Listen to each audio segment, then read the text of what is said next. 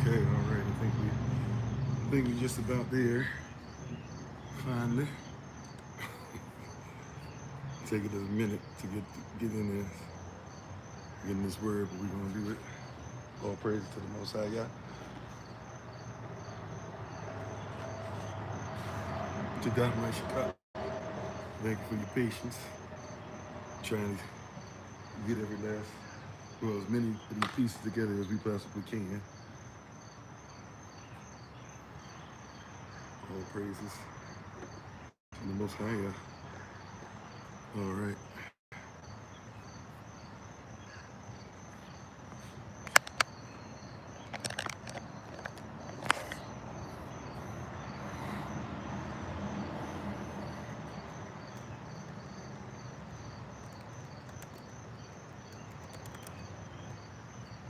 Okay. I think we about there.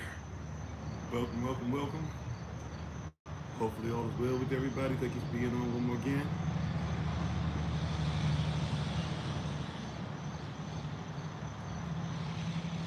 All right, we're gonna get ready to get started.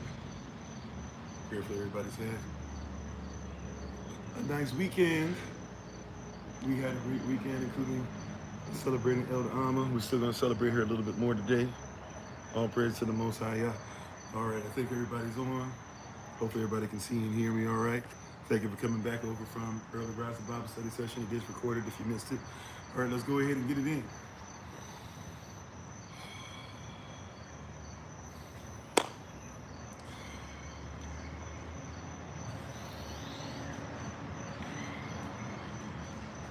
May the words of my mouth and the meditation of my heart be acceptable in the Heaven's sight.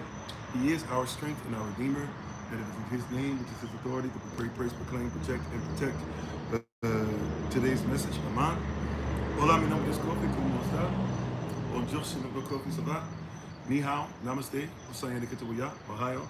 I see you. Manut, Wagwan, Kimsak, Samira, Aloha, Ciao, Oson, Privet, Abarigani, Aguaba, Adahase, Itasen. Jumbo, maybe the Kofi the Fry Kukatana the Wewe, Boker To, Boker Tau, greetings, grand rising, salutation, top of the rising, top of the morning, good morning to you. May I be with you. Welcome, welcome, welcome. Speed to you. أنا هيك وضعك خليت تثبت كويس ما شاء الله. Today you had a shout تداك تسعك you had a shout تداك خبر at سبار at زراع lab. We're thankful and grateful for each and every one of you to receive the word and receive the word in your hearts on this rising. Prayerfully doing well. I am Pastor Kofi, Pastor of Servant to Christ, where we are always changing lives one mind at a time, being the voice of the voiceless and speaking the unspoken. Thank you again. Appreciate you all. We're going to go ahead and get ready to get into this word. All praises to the Most High. Oh, I thought that was the hotel playing music. I was like, what's going on? All right. I was like, I thought I was far enough away. Got enough noise going on as is with the pet traffic picking up on a Monday. But all praise to the Most High, y'all. So prayerfully, can everybody see and hear me all right? Yes, no, maybe so? Is everybody able to see, hear me? Yes, no, maybe so? If you don't mind letting me know. Yes? Okay, awesome. So we give all praise and honor to the Most High, y'all. The schedule for today is the live session, obviously now. If I have any calls or anything scheduled to set up with you, we'll make those happen throughout the day. We're doing much better in that, praise y'all. If you haven't been invited yet, you should. By the time we get to the evening session, which is at 7:30 p.m., the Real Talk session, you should get a, either if you're not on it already, WhatsApp. If you can download WhatsApp app for us, please do. If you do not have WhatsApp, just know that you'll probably get a text message at some point, so look out for that with an invite to come on to the new SOC group that we're putting together. It'll just say Servants of Christ. Matter of fact, it'll probably say like Servants of Christ with Pastor Kofi or something like that would be the name of the group. So when you see that, please be ready for that. I have a couple of you that I'm going to assign to help me with that. We'll be waiting for something. So this is going to be something to get started. We got some other things coming down the pike too. But you guys, if you haven't gotten something already, you should get a text message or you should get an invite on WhatsApp at some point today If I have your number, it's just another way, and sometimes an easier way to get information. Sometimes even when we can't get signal or something, WhatsApp sometimes works, and we can even go live on WhatsApp as well. We've done so that in times past. We're gonna take all of our stuff, international, USA, regions, ministerial staff group, women's group, men's group, children's group. If I'm gonna be sending something out, more than likely, the persons who are helping me, they'll be helping me to make sure that we send it out through that particular way. So if you are ever like, hey, end all be all, I gotta find something, end all be all, he talking about this, talking about that, I wanna see what's going on, I wanna line things up, I wanna hold him accountable for he said that, whatever, it'll be on this strand. So if you're somebody who's into WhatsApp, it's something, and by the way, it's something that's cool too, because when you leave, if you don't have signal, if they turn your phone off, right, you still got access to text train as long as you can get to a Wi-Fi somewhere, right? So it's just something that we can utilize. You should get that sometime today before 7:30 p.m. New York time, which is our hashtag Real Talk session. For those in the Northeast region, we will be meeting up again on Zoom to discuss our meetups, one of which is coming up next weekend, September the 22nd on Saturday, and in Baltimore, and then to speak a little bit more about what's going to be happening. I did it again. August the 22nd, which is this Saturday coming up, and then talk about meeting up again on September the 5th in DC, or at least the DC area, and then talk about meeting up again for the Feast of Trumpets, which will be in between DC and Baltimore at Gunpowder something State Park. I forget what the full term is. Gunpowder State Park. If you put that in, you'll probably see it pop up in there, and that's where we'll be meeting up for Feast of Trumpets. So if you're somewhere close and want to come by and say shalom, give a shout out, roll with us, watch a baptism, be baptized, whatever the case might be. We're going to start teaching on baptism starting September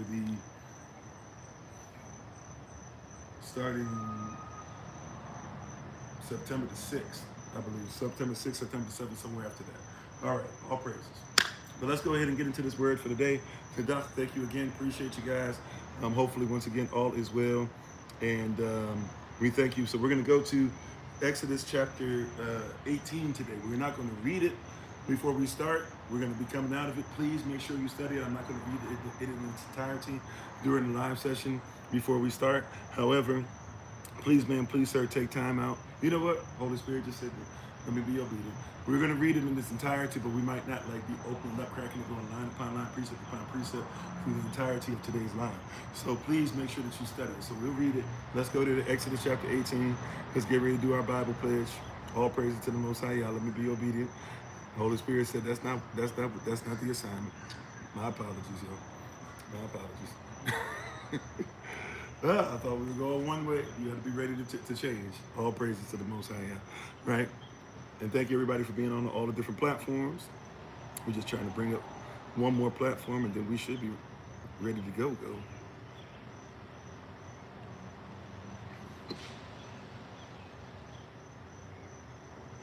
And I know some of you praise Yah. Some of you have received work, jobs, and are moving and stuff and doing things. So I know some of you are now watching recordings rather than being on with us live. I won't mention you by name necessarily, even though you put some of your stuff out there in the public, but I'll let you do that whenever you feel like it. That being said, thank you for being on with us. I know there's a couple of you even mourning and going through some things, and some family members, anyways, what's happening. Praying for you, and thank you for spending some time with us whenever you're able to lend it. We thank you. And by the way, thank you everybody for being on with us.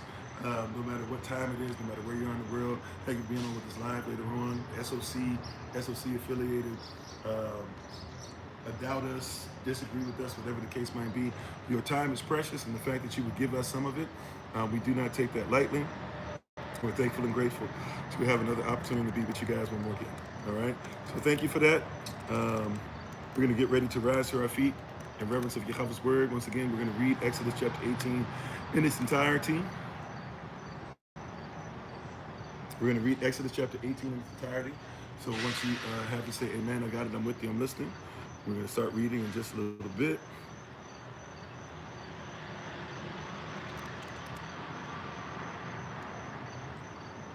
No. Sorry. I almost messed something up real bad. Oh, no, I might have. Okay. Sorry about that.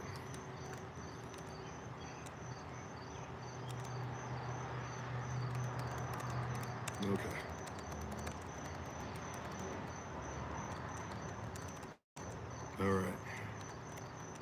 Say our Bible pledge, we'll jump right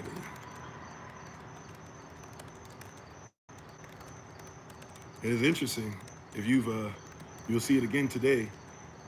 Exodus, we see a lot of stuff about leadership. These last several times we've gotten together, this is going to be the third time in a row where we're focusing a lot on leadership. All praises. It's important, right? It's important. The chain of command is we do that correctly, and we set it up correctly. We make sure that the persons around us are receiving it correctly. Extremely important now. All right. Not gonna shy away from it. As we said, we're gonna do what we got to do.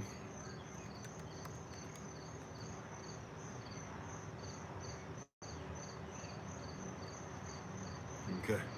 All right. We got everybody up. Let's get ready to get started. All praises. Cool. Welcome everybody once again. Shalom. How you doing, Brother Dwayne, Brother Keith, Sister Donna, Elder Anais, Brother Rodney, Akut Devada, Dadiavash, Sister Shirley, Sister Lawana, Sister Beth, Sister Deborah, Kayod Toba, Joe, Song of Joy, Nessanet. And if I miss anybody, Cutting, how you doing? If I miss anybody, charge to my head, not to my heart. All right. Once again, we're going to go over Exodus chapter 18. We're going to read it in its entirety, and then we're going to focus on the assignment for today. Praise Yah. We're going to focus on the assignment for today. All praises. All right. Let's go ahead, get clean hands, say our Bible pledge, and let's jump in for this message for today.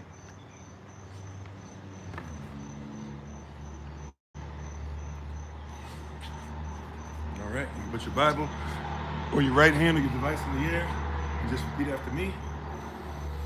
This is my Bible. This is my sword. This is my trust. Yahshua is Lord. No sword of God shall ever be heard. But this is my Bible, and this is Yahshua. His name is authority. Let it be done unto us. How you doing, JC? Let's go ahead and get into this word. Exodus chapter 18, starting at verse 1. We're going to read all the way through verse 27. It reads as follows. It says, when Jethro, the priest of Midian, Moses' father-in-law, heard of all that Elohim had done for Moses, for Moshe, and for Yahshua, for Israel, his people, Moses' people, and that Yahweh had brought Israel out of Canaan. Then Jethro, Moses' father-in-law, took Zipporah, Moses' wife, after he had sent her back. Right? So Moses had actually sent his wife back, knowing all the stuff that we're going to go through. He was like, I don't know if I should have my family going through all this stuff we're about to go through. So Moses actually had sent his wife back. So Jethro took his daughter, his daughter, right, Moses' wife, and her two sons, which the name of one was Gershom, for he said, I had been an alien in a strange land. Moses named the son Gershom, saying that, hey, basically I've been an alien, I've been a stranger, I've been a foreigner, but now I have my people, all praises, right? Isn't it interesting that leaders, they themselves too need their people? You know what, let's pause here for a second. Or you know what, I don't know. I didn't bring a towel out here, and it's raining. Y'all pray for us. Let's try to see if we can get through scripture. We'll see. We'll see what happens. I see the sun in the cloud. I see a ram in the bush. Let's see what happens. All praises. Sorry. Verse 3, and her two sons, of which, there we go. I got it. We got it. And her two sons, of which, okay. And her two sons, of which one, the name was Gershom, for Moses said, I have been an alien in a strange land. And the name of the other was Eleazar. For Elohim of my Abba said he was mine help, and delivereth me from the sword of Pharaoh. All praises. So look at those two names, right? We're going to come back to those. Now, Jethro, Moses' father-in-law, came with his sons and his wife unto Moses in the wilderness, where he encamped at the mount of Elohim. I'm sorry, you guys. I gotta be stupid for a second. I can't have this stuff get rained on and then get burned out. Excuse me, y'all. We stopped. We're gonna start at verse 5 again. Just give me a second, please. Allow me to move. Yeah. I don't mind if I get rained on, but we can't have the devices get rained on. My apologies. How you doing, Godstar? How you doing, Sister Greta? I believe we're supposed to do noon today, right, Sister Greta? All right, y'all give me a second. Hold on. All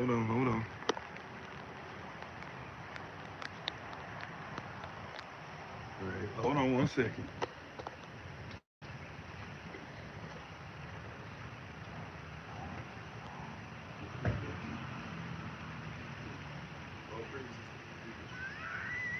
Obedient enough to make sure we did it right in the spot, because I was going to go further. We were going to have some issues. All praise. Okay. Give me a second as I reset.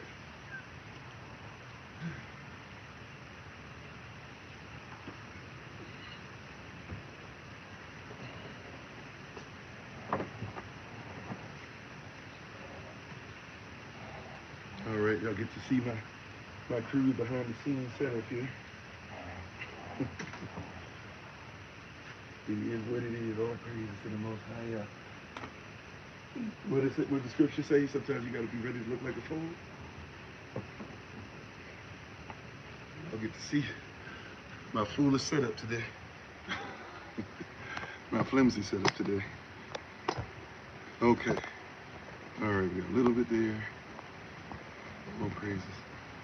Okay.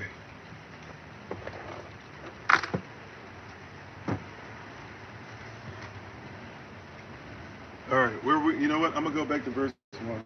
I think we stopped at verse 5, but let's go back to verse 1. Let me wipe off the screen real quick.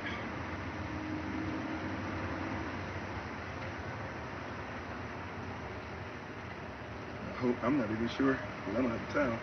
I'm not even sure if this is gonna make the screen worse or better for those who are on. If you on this platform right here that I'm holding in my hand, this probably made it worse for you. I'm not sure. But I gotta get the water off. That's what we're gonna have to deal with for now. So my apologies once again. Okay. All right, all praise. So once again, how you doing, Be the Change? How you doing, Thomas the Twin? Or might have to call you T-Twin. Like I said, we got a twin already, and then we got several Thomases. All right, let's start that again. Exodus chapter 18, starting at verse 1. All right, Exodus chapter 18, starting at verse 1. All right, let's get ourselves in order. My fault, my apologies. All right, hopefully everybody can see and hear me. I just moved a little further away from where the signal is. So that's a little problematic, but prayerfully, it'll work out. It's recorded too as well. Okay.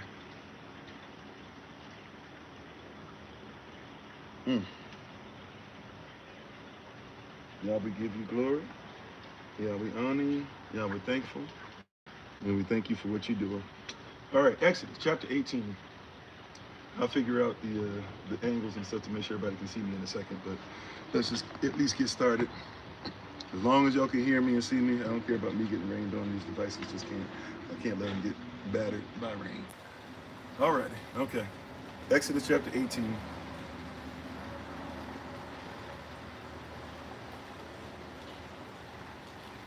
Starting in verse 1, once again it reads as follows.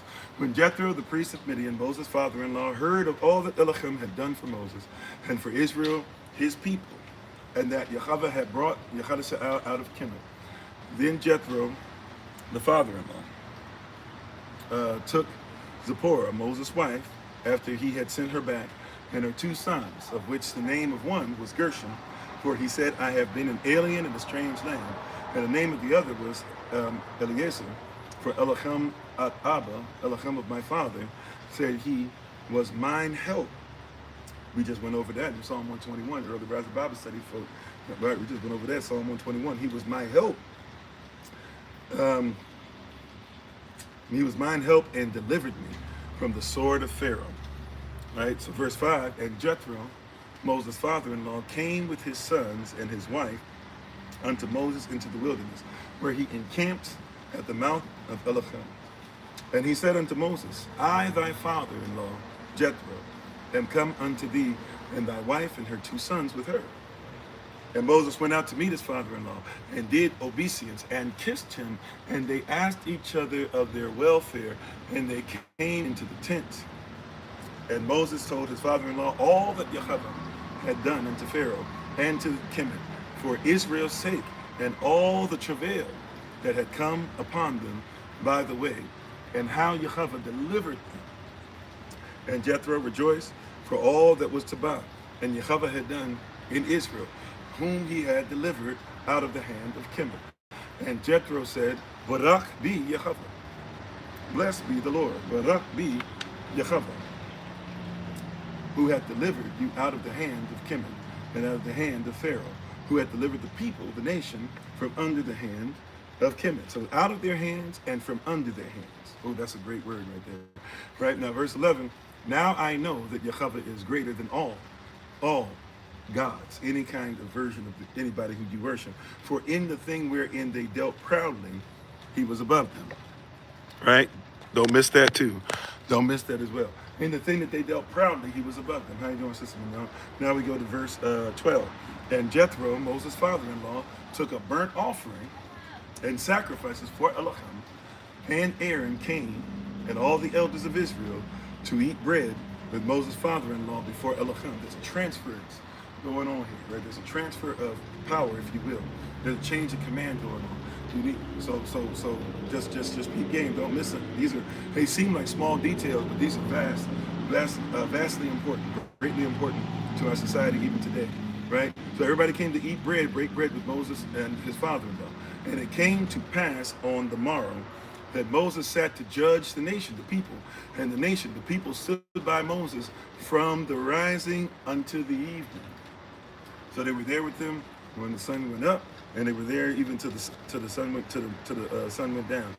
And when Moses' father-in-law saw all that he did to the nation, to the people, right? When he saw for himself what was going on, he said, "What is this thing that thou doest to the people, to the nation?"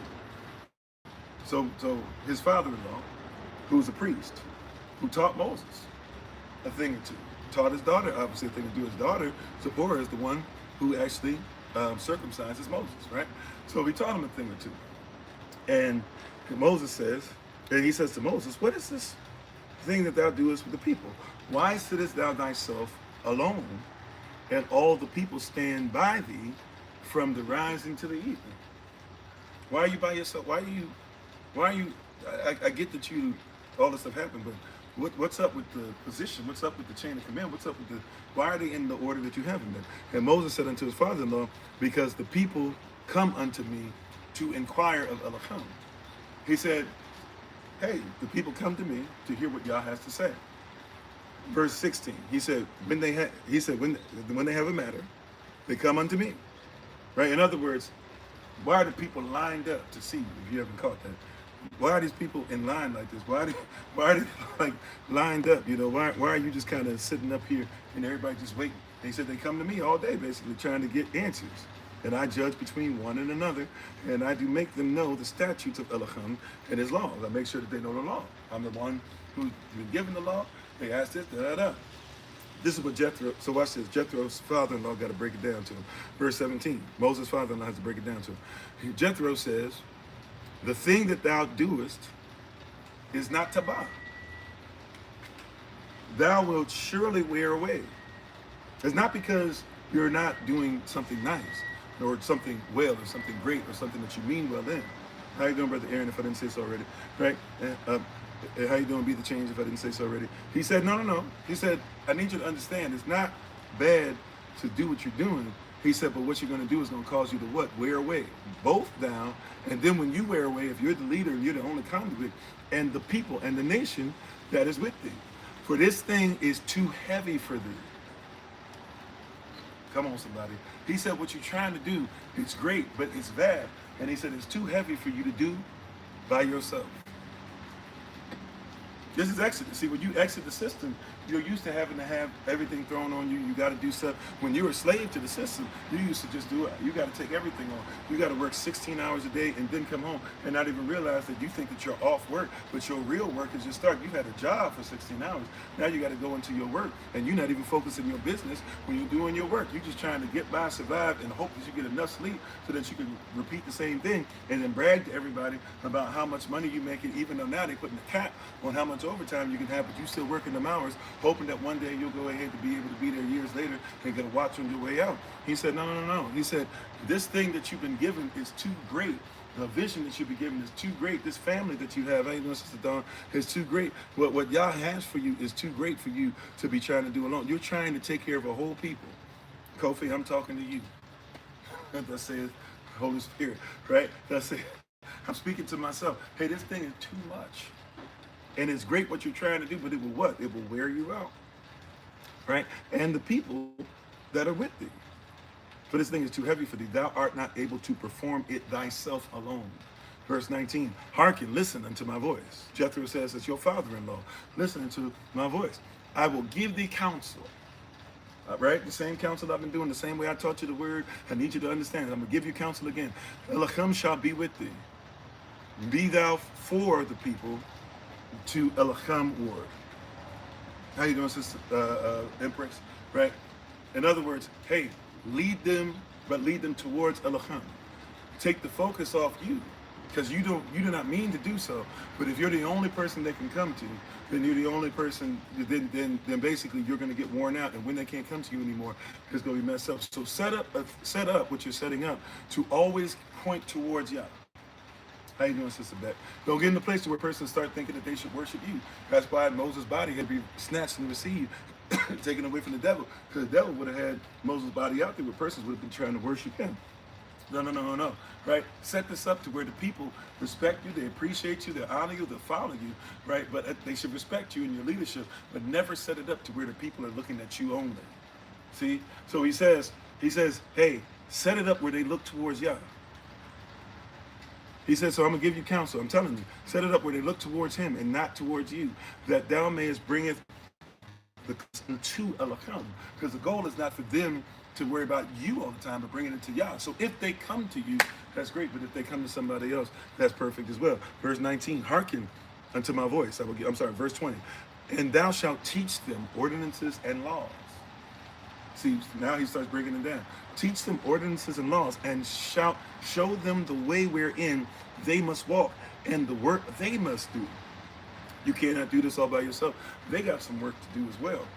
Verse 21, moreover, thou shalt provide out of all people able men.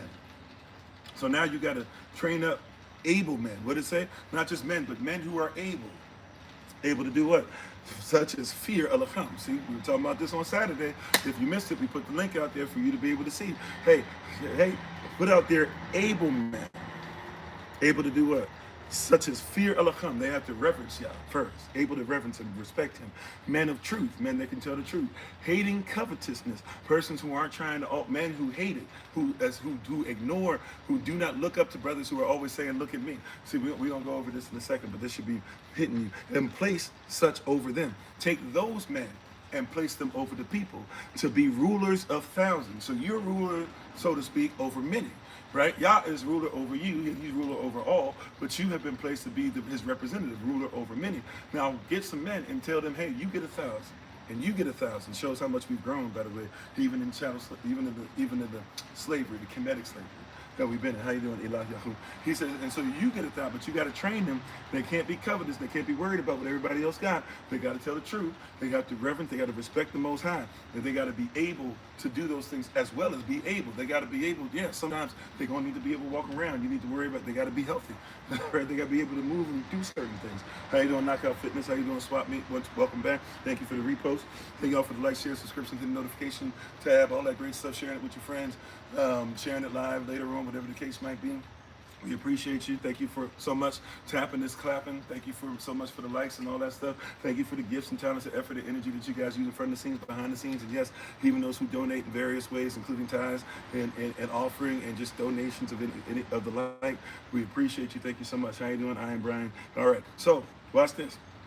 Verse Verse 21, moreover, thou shalt provide out of all the able men, such as fear Elohim, men of truth, hating covetousness, and place such over them to be rulers over thousands, and then rulers over hundreds, and then rulers over fifties, and then rulers over tens. So there should be a thing. And if you notice, this is something that's missing a lot in assemblies. Nobody's trying to set up nationality or nations. So you're not running things as a nation. You're just trying to have service on somebody. And it takes a lot to run a service and to run it back and to run it back. But that's not what we're called to do. We're called to be a nation. And so persons don't want to talk about the fact that, yeah, there's got to be somebody who's over it. And then out of that, as we grow, right, and as we get to a place, hey, give persons the right to be over thousands. And then you got to break it down where persons can be over hundreds and over 50s and over 10s. Yes.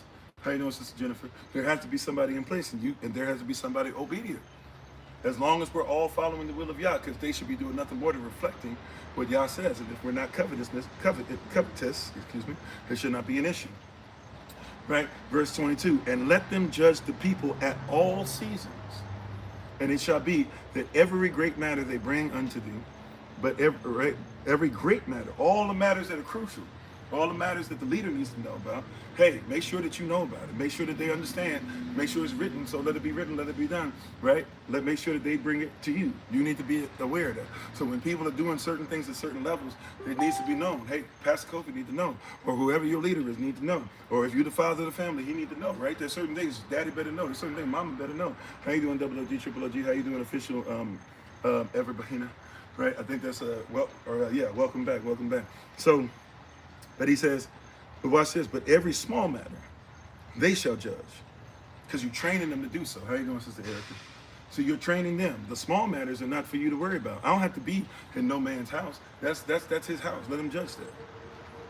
How you doing, twin? That's his house. Let him judge that. Come on, somebody. Right? You hear me? Right? So small matter, they shall judge. So shall it be easier for thyself.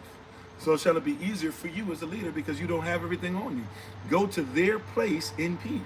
I'm sorry, excuse me. For thyself, and they shall bear the burden with you. So we'll bear it together. How you doing, Sister Cassie? Welcome. Did I say shalom, Sister Shirley, earlier? Hopefully I did. Right? And hopefully I said it from Early Rising Bible Study session too. Right? So he says, yeah, bear this burden together. I don't know what's going on. Hold on one second, Oh, snap. And it just told me it's not charging. And I was like, what's going on? Because I didn't press the button to make sure the power's on. Okay, my apologies. So yeah, so all right, where are we at? Verse 22, verse 23. If thou shalt do this thing.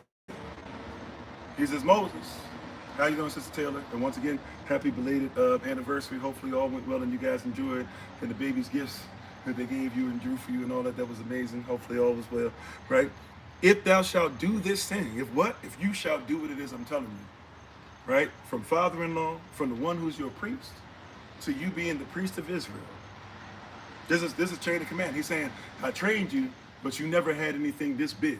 How you doing, Sister Shima? By the way, I trained you to be a shepherd as well.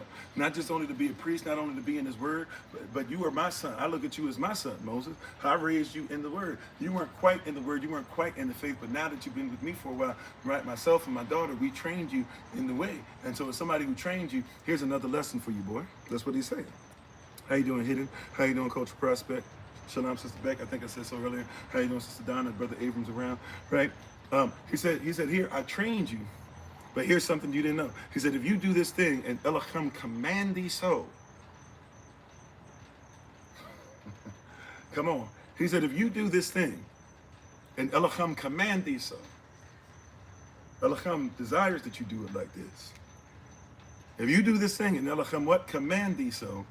Then thou shalt be able to endure. So if you follow Yah's command, and you make sure that you train these persons to follow Yah's command, and everybody moves as you move, because you move as Yah moves. He says, then thou shalt be able to endure. You'll make it. You won't wither away under the pressure. And all his people shall also go to their place in peace. So how you as a leader is how everybody else goes. And if you have it to where everybody's got to stand and wait on you all day, everybody gonna fall apart. What happens on the day that's been happening, right? That's why I gotta be more strict, and we gotta hold more persons accountable. We got to say, if you're helping, then we got to say, and if we say this is the person that's helping, you got to get past whatever, and you got to do what you're supposed to. I know some persons want to keep coming towards only me because it's set up. We came out of Kemet together. We coming out of bondage together. We learn these things. We grow these things. But sometimes it's going to have to be, hey, if you're down in this area, we need you to go to Minister so-and-so. If you're over in this area, we might need you to go to brother, sister, so-and-so. If we say this person is the one who's making phone calls in the area, and they call and they reach out and you're not answering, and then you say to me, hey, I don't understand what's going on, and I'm sitting up there, and I start saying to myself, hey, why isn't sister so-and-so or brother so-and-so doing it? Come to find out, they are doing it, but we're not being faithful. Right? I can't do it by myself, and that means we can't do it by myself. And if they're being obedient to the call, and they're asked to do simply what they're invited, called to do, and I'm being invited to the call, and I'm being obedient, and I'm getting this message that says, hey, make sure that you break this down and make sure this person's in leadership position. And this time, we're going to hold you accountable. That means that if I put you in a leadership position and you do something outside of Yah's will, and you do it outside of how you were, instructed, commanded to do it, then I have to come and say, hey, hold up. Is that what we do? If I hear that you're messing with one of these, the least of these, our brethren, I don't care if you're having a bad day or not. If I find out that you're messing with one of these persons and you're not treating them right, then I have to come to you and say, hey, wait a minute. If you're doing this, then you're causing the whole nation, you're causing all of SOC, you're causing this branch to fall apart. So all the people need to be able to have this chain of command be going together properly. And so if it goes together properly, it says, all of us shall go away into our places, our families, our homes, our locations in peace. So Moses hearkened, he listened. See, watch this, he was obedient to the voice of his father-in-law, to the voice of the man of Yah, to the voice of the priest, Jethro, and did all that he said. Verse 25, and Moses chose able men. There we go, he did everything out of Israel, out of all Israel. He didn't choose able men just out of anywhere. These are Israelites, followers of the way, obedient to the word, follow the law. He chose them and made them heads over the people, rulers over thousands.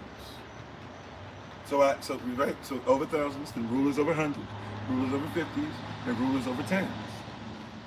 And they judged the people at all seasons. So he made sure that throughout the whole year they were given authority to do what they did. He didn't just pull it out or, oh, okay, I want everything to come back to me. No. If I'm training you correctly, right, you should be able to do what I do, and if I'm doing it, follow me as I follow Christ, and they should follow you as you follow Christ. So all of us should be on one accord, of one accord, and on the same page. They judged all the people of all seasons, the hard causes, the ones that were difficult, the ones that were big, they brought to Moses.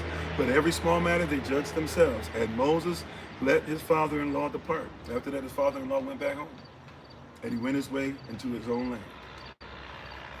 All praises to the Most High Yah. We just went over, not read, but went over Exodus chapter 18 in its entirety. If you were still standing, by the way, please feel free to sit, and thank you for doing so and being obedient with us.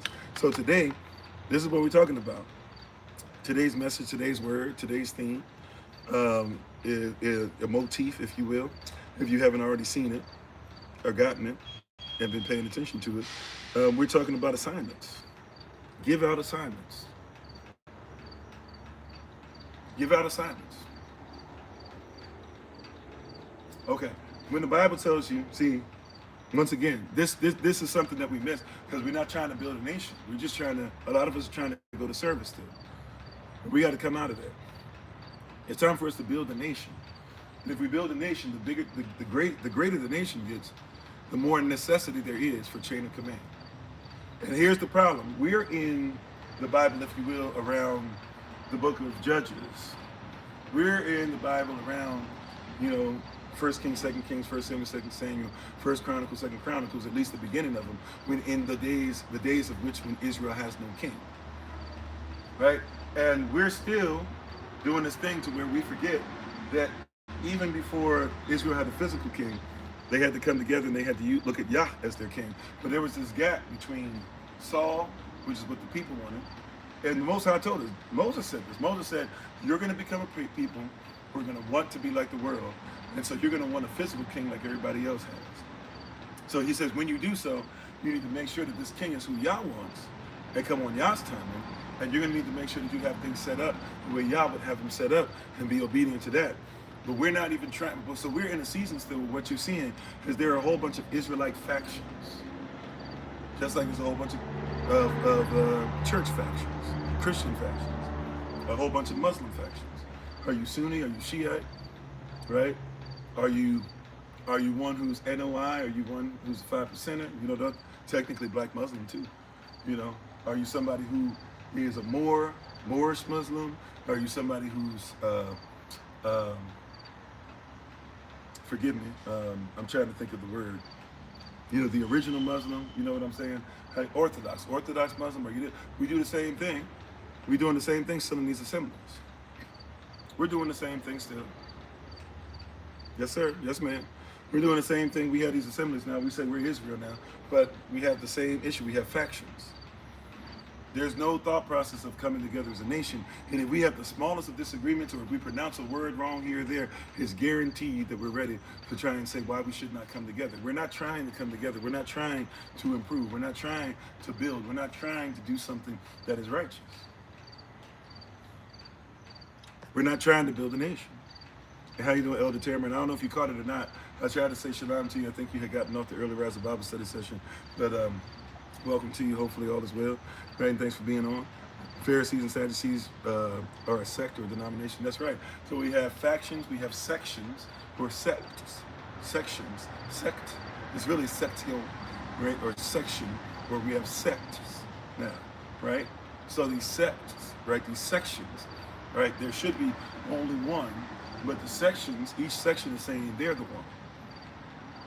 You know, if you have a puzzle, come on, somebody. If we're putting together a puzzle, each puzzle piece is nothing more than a sect or a section. That's it. Every puzzle piece that one receives, if you were to put together a 100-piece puzzle, and we had 100 pieces, we said, okay, we're going to put 100 pieces together right now. All we're talking about is different sections. Now, what you're supposed to do with the section is not say, well, I'm the end-all, be-all, and I'm the centerpiece and nothing can be done, right? There's different ways. We have to first even look at how are we going to put together the puzzle. Do we have a picture to follow? Yes, we do. We have a picture to follow. And if we see in the picture, okay, there's 4 corners. This is the way I normally do puzzles. I don't know how you do puzzles. How you doing, God's will?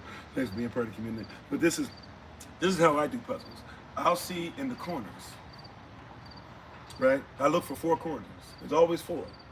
Right? I guess they come up with different types of puzzles now, but I'm very traditional in that fact. I'm always looking for 4 corners. That's how Mama taught me how to do it. That's how Grandpa taught me how to do it. So I get 4 corners, boom, boom, boom, boom, right? And then I start looking to see, okay, do the corners match what I see in the picture, what's already been provided? See, I've already been provided the end before the beginning, right? So if I'm looking for sections, I'm looking for corner pieces. I'm looking for cornerstones. I'm looking for this right here shouldn't change. And so even if I got to make it bigger, smaller, whatever, these will always be the corners. See, once I do that, then I start trying to connect the corners. I start trying to say, okay, where are all the side pieces?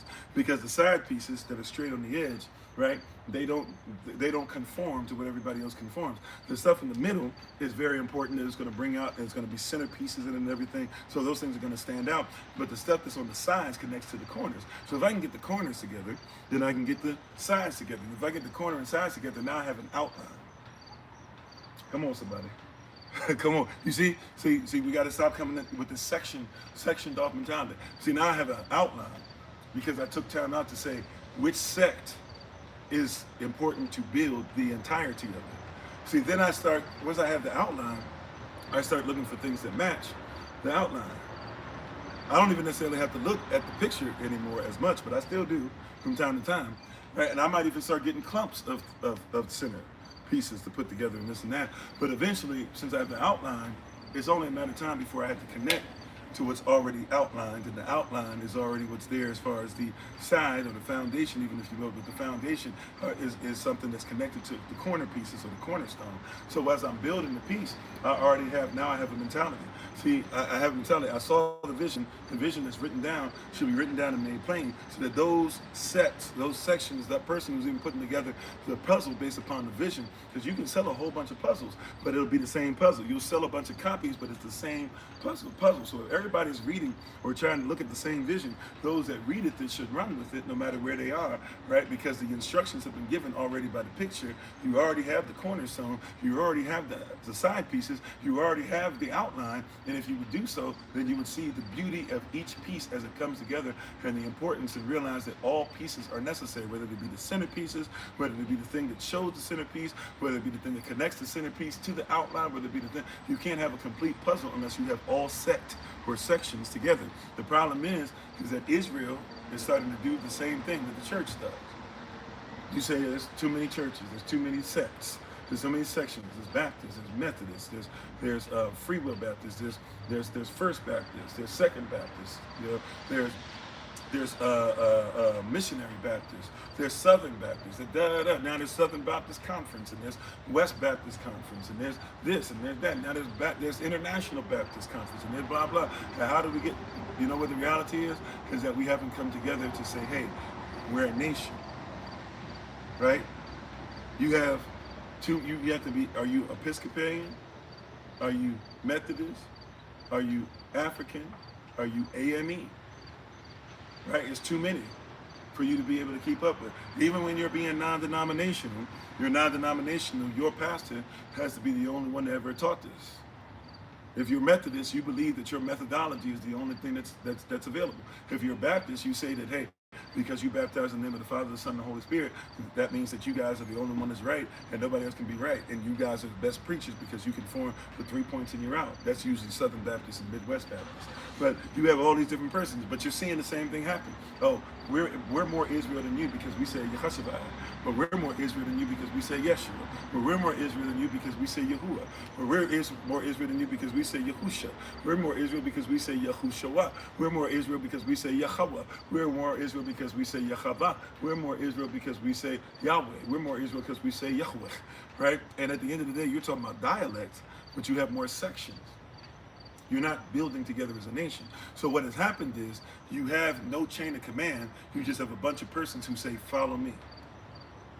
And what we get excited about is we call it fellowship. And we think fellowship is every once in a while, let's come together and do a service where multiple, now especially with social media, because it's a way of us, since we don't have that many members, if we have any members with our titles, what happens is we say, okay, let's have all of us come together once in a while, and we'll do that, and we'll say we haven't forsaken the gathering of ourselves together. When the reality is that you've forsaken the gathering of yourself because you're supposed to be coming together as a nation. And how you doing, Minister Stephen, if I didn't say so already?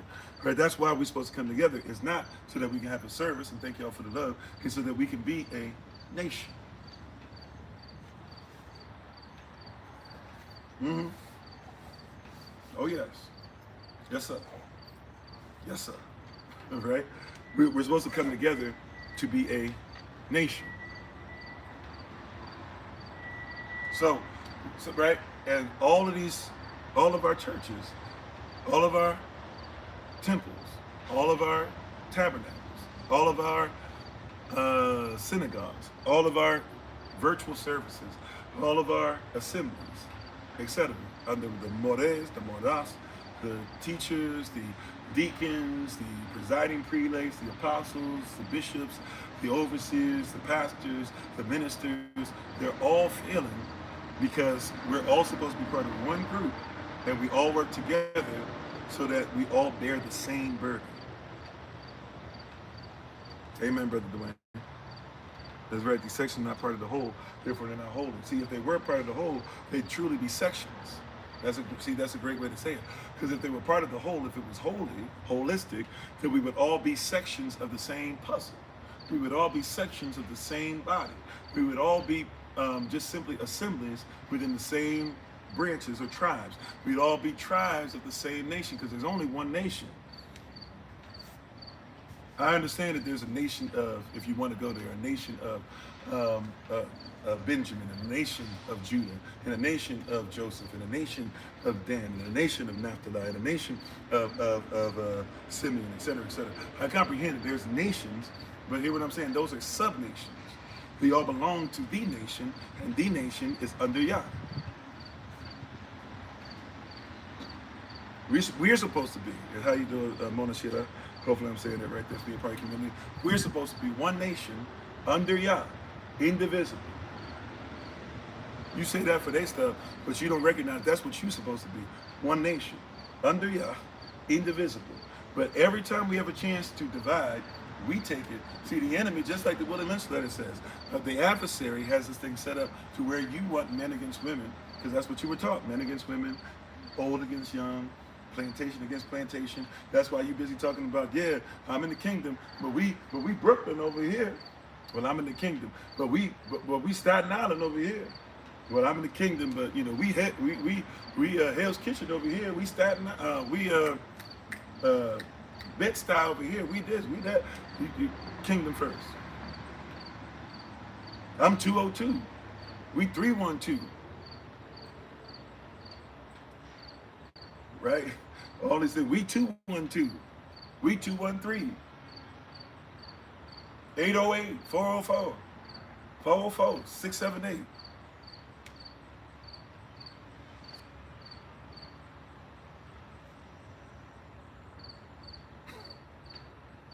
We 7 cities. Well, we more important, we Newport News. Well, we more important, we here. Well, we Virginia Beach. Well, we in Norfolk. Who cares? You still ain't coming out until you become one. See, that's integrity. How you doing, Swazi? That's integrity. Remember, integrated integrity, it means to be one. You're still segregated because you're not one. I don't care if you can drink from somebody's water fountain. If you drink from somebody's water fountain, but you don't worship the same Yah, you're still segregated by definition. You have no integrity. How is it that you keep thinking that you keep looking for a government that's not integrated to have integrity? It doesn't work because you can't change it. We can't say, oh, well, so-and-so's voting for me, so in this place, I'm going to speak like this. You remember Kamala was running for government? And I don't vote. So I'm just giving the government.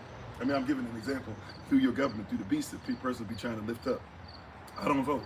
God's my king, so I don't need to vote. Right? I just do what he says. Right? That's right, Elder Nice. We are one. Watch this. You remember Kamala Harris was giving speeches? And if she was in Michigan, she gave the same speech, same words, but she would speak it in a certain tone. But if she went to Pennsylvania, they were hard-working, so she tried to speak it, with a hard-working tone. If she went to somewhere where they had more money and they were more lax, more chill, she tried to speak more chill, right? She was trying to see if she can fit in or whatever. Or she, you remember Hillary Clinton? Hillary Clinton was up there talking about, oh yeah, I carry hot sauce in my purse. Because that was supposed to get her the black vote somehow. We were supposed to be like, oh, she carries hot sauce in her purse. Right? Donald Trump, I love black people. I love all the black people. I love black people. I'm better than black people than anybody. I'm blacker than Obama. Right? And Coons helped the whole discussion. Obama, he blackity black. He came from the mud. He came up just like us. But George Soros, if that be his stepdaddy, he came up rich. See, but persons will change up who they are. Even when you think they're being covert, they have to keep changing who they are because they have no integrity. Because if you have integrity, there's only one. Why we got to vote when there's only one way of doing it? The only reason you vote is because you don't understand how kingdom works. So if we're going to come together, we have to be in a kingdom, and we have to therefore give out assignments, which means leadership can't give out assignments unless we're all one. We have to touch and agree on being a kingdom. You're not going to be assigned things that help your marriage if the persons who are teaching about marriage, if you go to one person and he speaks differently than the other, it's kingdom or nothing. And this is when it gets difficult, because I understand even the perceived hypocrisy by somebody, what you would think of somebody such as myself, because I'm somebody who's saying that we're servants of Christ, we're a branch of Zion, but I'm also telling you if I'm a branch of a tree, that we're the same tree. So we should have the same roots. We got to have the same roots. We got to be rooted, right, and grounded in the same Yah, and that tree should grow into Israel. And any tree that is a branch, or it becomes a branch that's grafted in, has to be part of the same tree. Because if the tree is not rooted in the same ground, or if the tree comes out of the ground, it doesn't matter how well grafted in you are, or how original you are, you will all die. So now we have a problem, because those who are coming in and they're grafted in, a lot of them are saying, well, we're going to say that the Christian is who it is. Well, then you're not grafted in. You're trying to kill the tree. That's not true. Or if you're somebody who's coming into this or has been into this and is sitting up here talking about, yeah, you know what? Only what we say is the only way that's there, but is what you say based off the word. If that's the case, then you're correct. If that's not the case, then you're incorrect. How you doing, Baron? How you doing, Brother Javon? And if I find anything to the contrary, I should be able to question it. See, because great leaders allow for questions. Anybody who's ever done any training with any special forces or has seen anybody do training with special forces, the leaders of the special forces will tell you that if you want the men, right, and women as well, right, to go ahead and follow you into war, into places that are that hazardous, that are that, you know, that are almost like guaranteed anybody else without your training would die, anybody else without your mindset would die. You have to even present a plan and then say, what do you guys think? How do you guys feel we can do this? And then you see that everybody comes into the vision, everybody gives a suggestion. You look at it and say, okay, as the leader, I take all of what you guys say into account. This is what we're going to do based off of this. And if you're the person that suggested it, you can even lead that. If you're the person that suggested that, there might be some things you suggested that we cannot do at least this time because our mission is still da-da-da. We have to stay submitted to the mission. That being said, though, I want you to know I heard you and that we're going to try our best to continue to barak, right? Or to use what you say as a barak and move in that. See, it's part of moving as a nation. You have to allow persons to feel like they're part of the nation. How you doing, Pastor Hamilton? Right? You have to allow folk to feel. But what's the order? What's the structure? We've been designed to not think of ourselves as a nation. But Moses' daddy, and we read Exodus chapter 18 in its entirety, all 27 verses. So please feel free, if you haven't read it already, to read it now as I'm going, or read it later on to make sure that you can call me out if I'm lying, or you can follow it if it be the word, right? Moses' daddy, or his father-in-law, really, right, comes to him and says, hey, son, he wasn't with them when they left. And Moses actually made sure that he sent, when he knew what they were going to be on, he actually sent his wife and his children back to his father-in-law, knowing that he was about to do some stuff that was there, right? Which, as you know, you could say maybe that's a great idea, but his father-in-law comes to see him, and he starts dealing with him as a leader. And first things first, hey, I know your family is here, and I know your family's safe. And he said, by the way, I seen what you did. I heard. See, he said Jethro is the priest of Midian.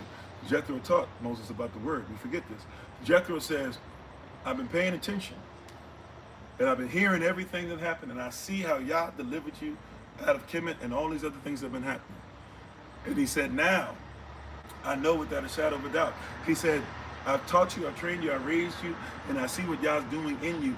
And what I trained and raised you in has made it even more clear for me that there's no way that there could be anybody but Elohim. You know, even priests sometimes have doubts, but that's why you train up, that's one of the reasons you train up children. As I've said this before, see, it's a tradition. You teach your children your tradition, Yah's tradition of Israel. Why do you teach them that? You teach them that because it's called tradition, or tradition, or tradition. That means a trade. See, if you trade information to the enemy that goes against your people, that makes you a trader or a traitor. That's where that word comes from, right? But if you were somebody that trades information down to the next generation, it's a trade.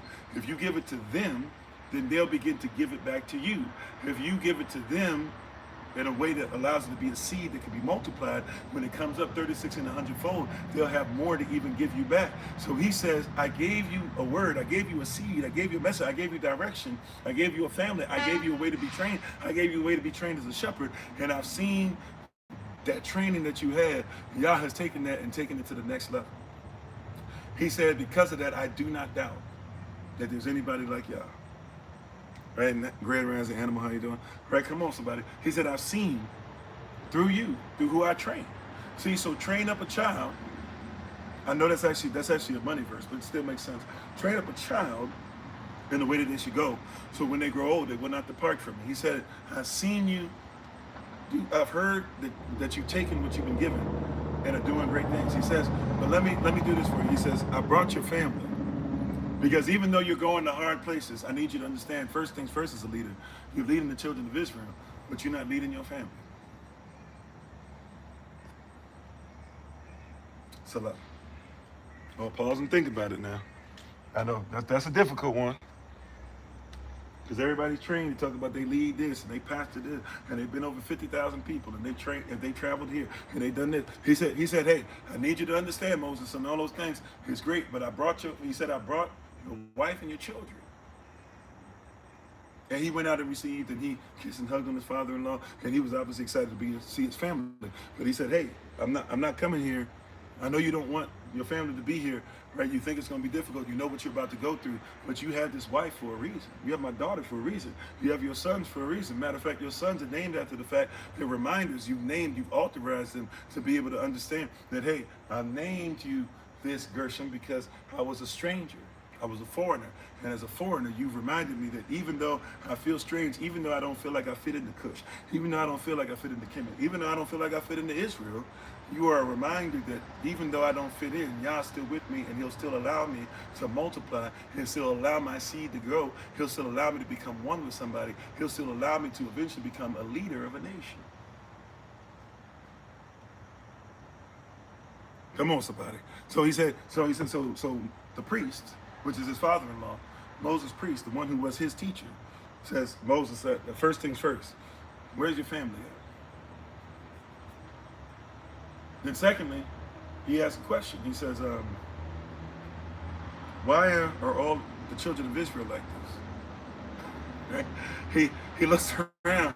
He says, it's cool. He says, yeah, you leading. I'm hearing stuff. These things are great. I'm glad about what Yah's brought you through. Man, you have shown me that I should have zero doubt. Any doubts that I had about who Yah was, he has quenched those doubts by allowing you to be poured out, right?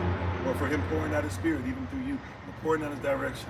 He says, however, why are all these persons lined up like that? They don't look right. Something doesn't look. They're just all the children of Israel, or this many children of Israel, are just standing here, and then you just standing here by yourself. What's going on? And he's like, well, how you doing until daybreak? He says, hey, Yah has revealed his law, his ways, and his statutes to me, and the children of Israel are here, and so they come to me that I might be able to give them what I've received and be able to give it to them. Don't miss this, beloved. He says, Yah's given me his word. He says, I'm the leader. He says, I'm the pastor, if you will, of Israel. I'm the high priest, if you will, of Israel. Really Aaron is, but you get what I'm saying. He is the one who moved, whatever title you want to give him that says he's in charge. He says, I'm in charge, and I know this stuff. He says, so the people just come to me all day. And I've had this happen before. It almost broke me down before, where the people just come to me all day, and I just sit here and I'm on standby, and they ask away, and they can't get anything figured out for themselves because they don't have the relationship with Yah that I have. And Jethro says, Moses, I'm gonna teach you a lesson. All right, I've taught you how to be a shepherd. I've taught you how to be a husband. I've taught you how to receive love of a father. Therefore, I've taught you how to be a father. He said, I love you, Moses. I've seen you do great things. I've heard what you did in Kemet. Matter of fact, Moses tells him all the things that he did in Kemet and breaks down the stuff and gives him the details he didn't even have. And he says, man, I'm proud of you, son. He says, however, I need to go to another level with you. He says, if you're going to really lead the people to where Yah wants them to, here's a lesson that you still haven't learned. You've learned to shepherd. You've learned to lead the sheep. How you doing, JQ Investor? He said, you've learned, or the investor, excuse me, you've learned a lot of different things, but he said, here's a lesson that I didn't teach you yet, son. Right? And this is something that a lot of us as men, a lot of us as leaders, a lot of us as family leaders, a lot of us who have our own businesses, a lot of sisters who are out there having to lead their families by themselves, right? A lot of persons have not learned this lesson yet. He says, first things first, beloved.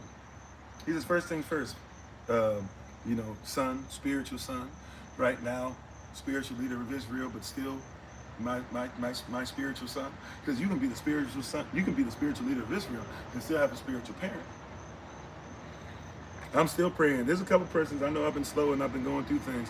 There's a couple persons I've told over and over again, hey man, I respect your opinion, I respect this, or I need somebody, or I like what you speak. But can I be honest with you? You have to be careful with your relationships, because I've had some spiritual parents and they're not necessarily who you need them to be when you need them to be. And it's one of the worst things. And all of a sudden you can feel betrayed and stuff like that. But Jethro is somebody who's still there. He says, I've betrayed you in all these different things. But he says, I need to give you one last lesson. He said, your issue right? When you get down to Exodus chapter 18, somewhere around verse verse 17, he says, Moses, here's the issue. How you doing, Puskas? He says, here's the issue. He says, the thing that you do is not tabah. And somebody who loves you, how you doing, neuromelanin? Somebody who loves you is going to, at times, have to break something down for you and tell you that even though you mean well, you can still be doing something that's not great. That's love, right? A real leader, a real father figure, a real mother figure, a real leader, somebody who you look up to, somebody who is not just a constituent or a comrade, but they're a confidant. Remember, the comrade is against what you are against. A lot of you have persons that you think are your BFFs, but they simply just do not like what you do not like. So since you dislike similar things, you think that you have similar values. But once that enemy goes away, you'll find out real quick that persons won't hang out with each other anymore. You ever seen that, right? Like a girl, you ever seen like a girl starts going out with a guy, and that girl,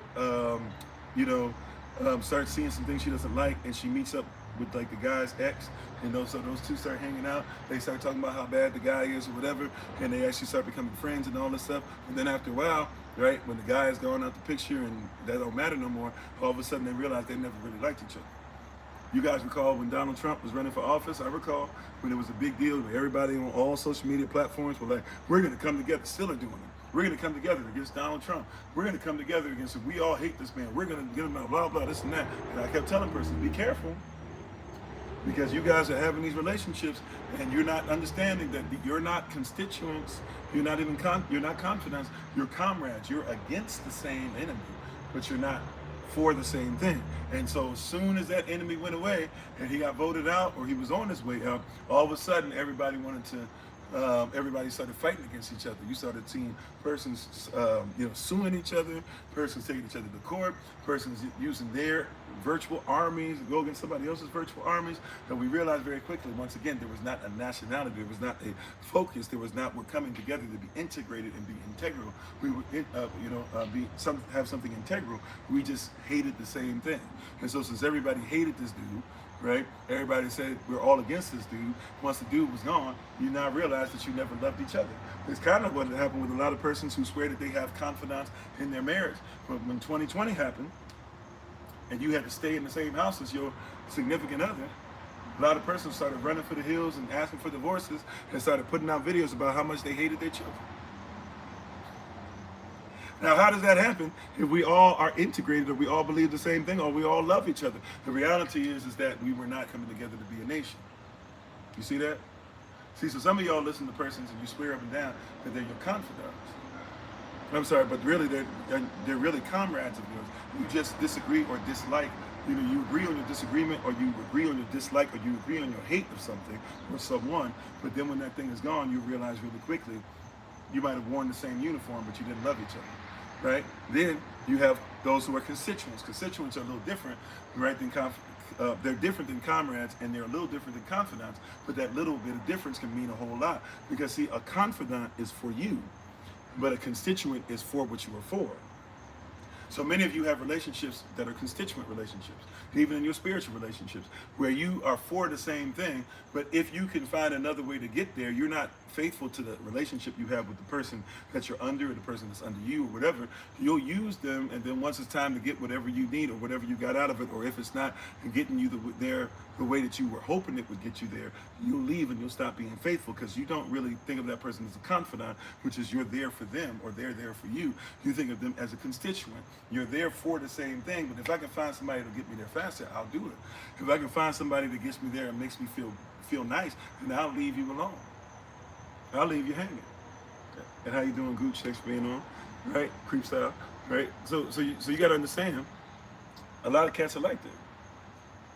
I'll leave you alone because I found somewhere else to go, right? Or I'll use 25 different ways to get there. So you think somebody's like with you, but then come to find out, church hopping, or they got 25 different groups, or they got 75 persons they're under. And it's like, well, which one are you under? Because how can you listen to everybody, and this person's cussing everybody out? This person says they don't even believe in the Most High. This person believes in the Most High. It's like, who you with? It's not. I'm not saying you can't listen to multiple persons, but who you with is different than you listen to multiple persons. And a lot of times we don't know who you with.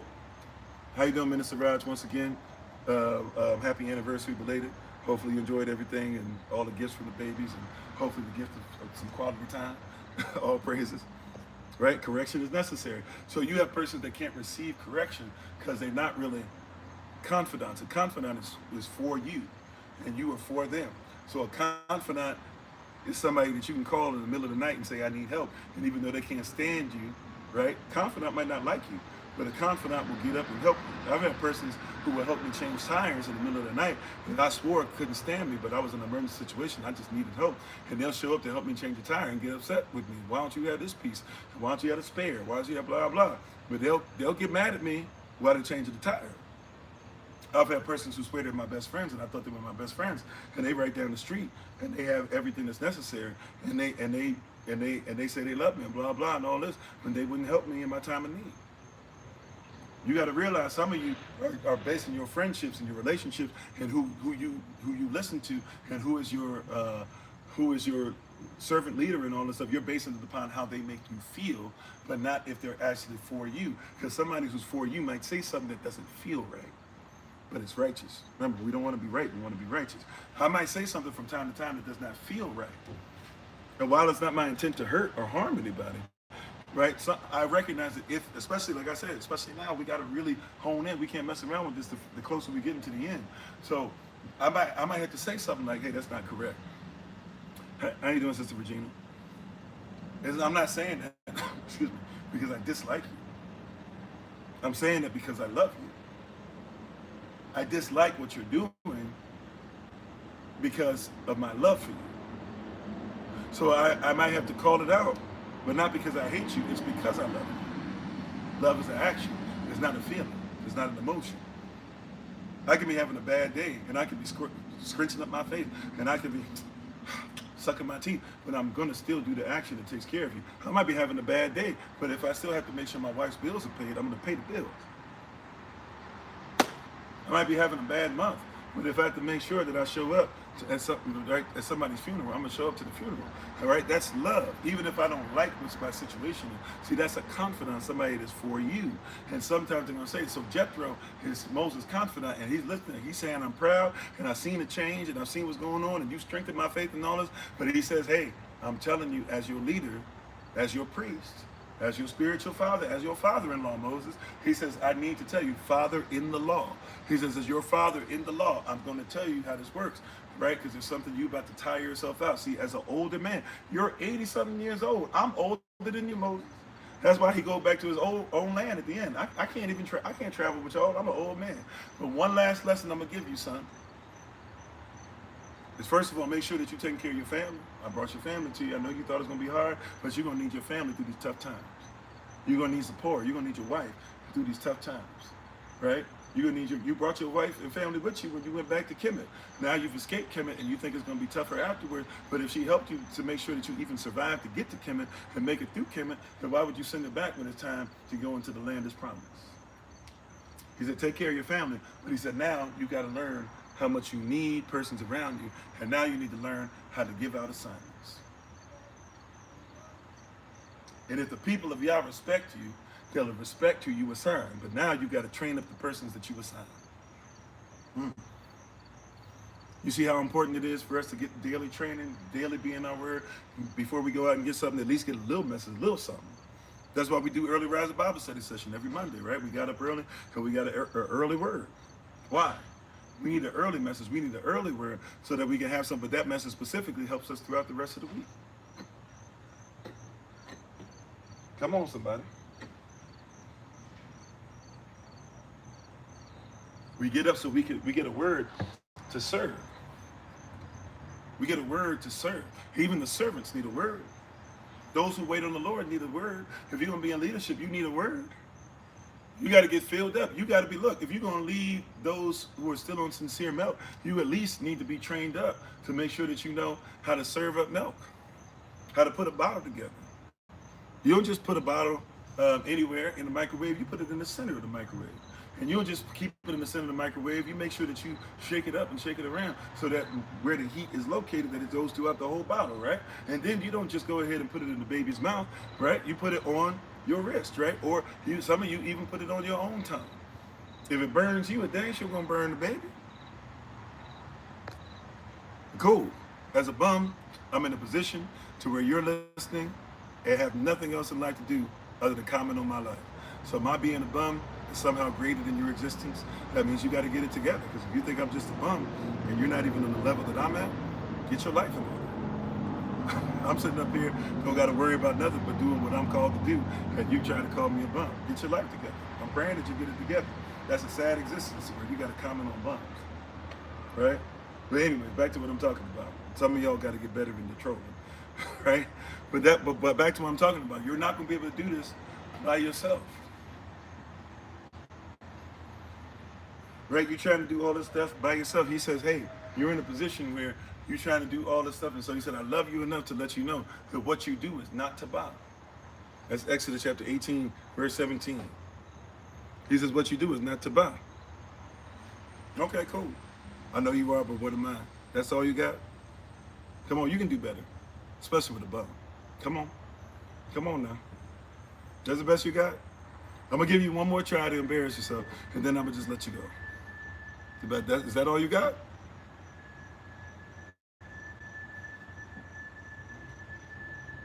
You're a bum.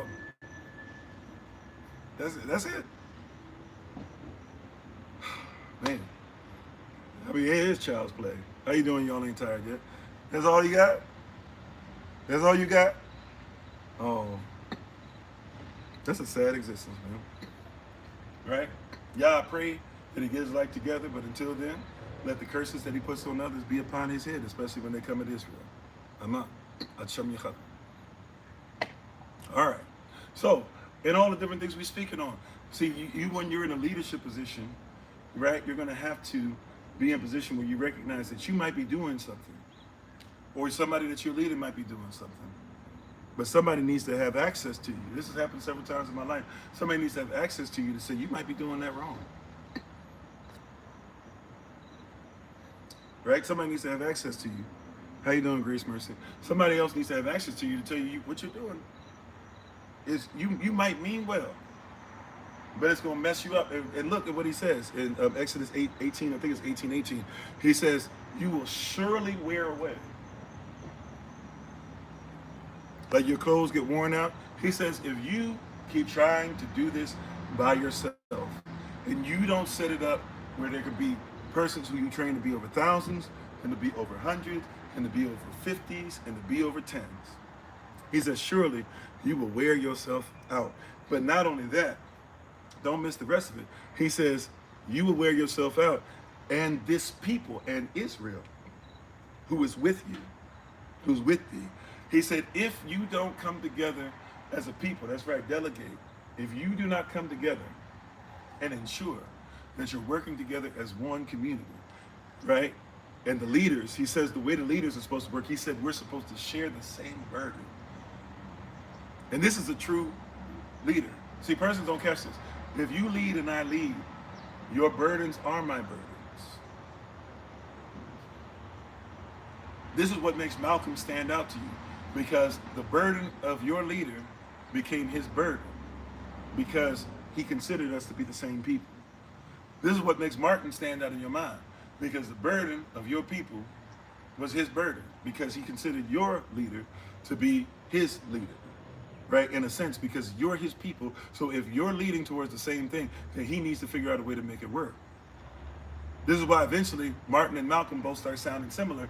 And before Malcolm was taken out, they were going to meet with each other. Matter of fact, their delegation was able to meet with Martin while he was in jail, because Malcolm came down there trying to meet with Martin because they started realizing the necessity of changing up what they were doing, because they were too separate and the enemy was using the segregation rather than true integration, which is integrity. Integrity means what? To have the same walk. See, so he says, if you are trying to do everything on your own, right, then what's going to happen is the people, the nation will suffer from it. You will get worn out and they will get worn out. And that's part of what our enemy wants and desires. Hello, GlueTube, is that it? Are you ready to actually like hear something we're actually talking about? You see what I'm saying? And by the way, if you are Islam or whatever, even the Quran, even Muhammad himself, right, peace be upon your prophet, he would say that you should make sure that you're in tune with what the word of Yah says through the prism of Israel in the Bible, right? So either way, we should have some agreement if we're talking about how to make sure that we're talking about leadership coming together. Oh, so, okay, I didn't understand. Oh, GlueTube, hold on, you've been on here before, right? I might be making a mistake. My apologies. I might be making a mistake. My apologies. My apologies. Thought you were somebody else. My apologies. My bad. My bad. All right. So you hear what I'm saying? So we have to come to a place of agreement. And that means there has to be a chain of command. But everybody wants to be Moses pre-Jethro. Can I say that again? Here's one of the things that really disheartens me. Everybody want to be Moses pre-Jethro. What do we mean by that? Jethro, his priest, his father-in-law, but his priest, the one who brought him into knowledge. Jethro, his priest, came to him and said, hey, I need you to comprehend, I need you to understand that you're going to need a chain of command, and you need to share the same burdens with your leadership. You need to teach them, they need to be able, they need to do all these different things or whatever, and then the people will not wear away and you will not wear away. But what happens is a lot of our leaders begin to wear away. A lot of our leaders fall into temptation. A lot of our leaders all of a sudden start doing weird things to their family. A lot of our leaders start doing weird things to their children. A lot of our leaders start doing weird things to children in general. A lot of our leaders, because what? I guarantee you don't think about it this way, but it is. It's not just that they've had perverted past, blah, blah. It's that they wear out because they don't have anybody to bear their burden. You find big sis. You find beloved, right? Beloved. You find. Right? I'm here to watch this. The priests in the Roman Catholic Church, I'm not making excuses for them, by the way. The priests who are in the Roman Catholic Church, they live by something that's not biblical. They live by something that says that they're not supposed to get married, and it helps them to be more pious. The nuns as well. So they abuse each other. The nuns abuse nuns, the priests abuse priests, the priests abuse nuns, the nuns abuse priests, the priests abuse babies, the nuns abuse babies, because they're living something that's not biblical, right? So watch this. So because they're trying to keep up with something that's not righteous, and because they're in a position, here's the non-biblical piece. They are told, once again, to not get married. But the Bible never says that. Now Paul says, they even teach that Peter, who you know is Simon Peter, some of us know as Kephas or Savas, right? They'll say that Peter is the first pope. Nowhere in your Bible does it say that. And by the way, the first pope, even the position of pope, is not recognized, right, until you get all the way to 538 AC, where you start talking about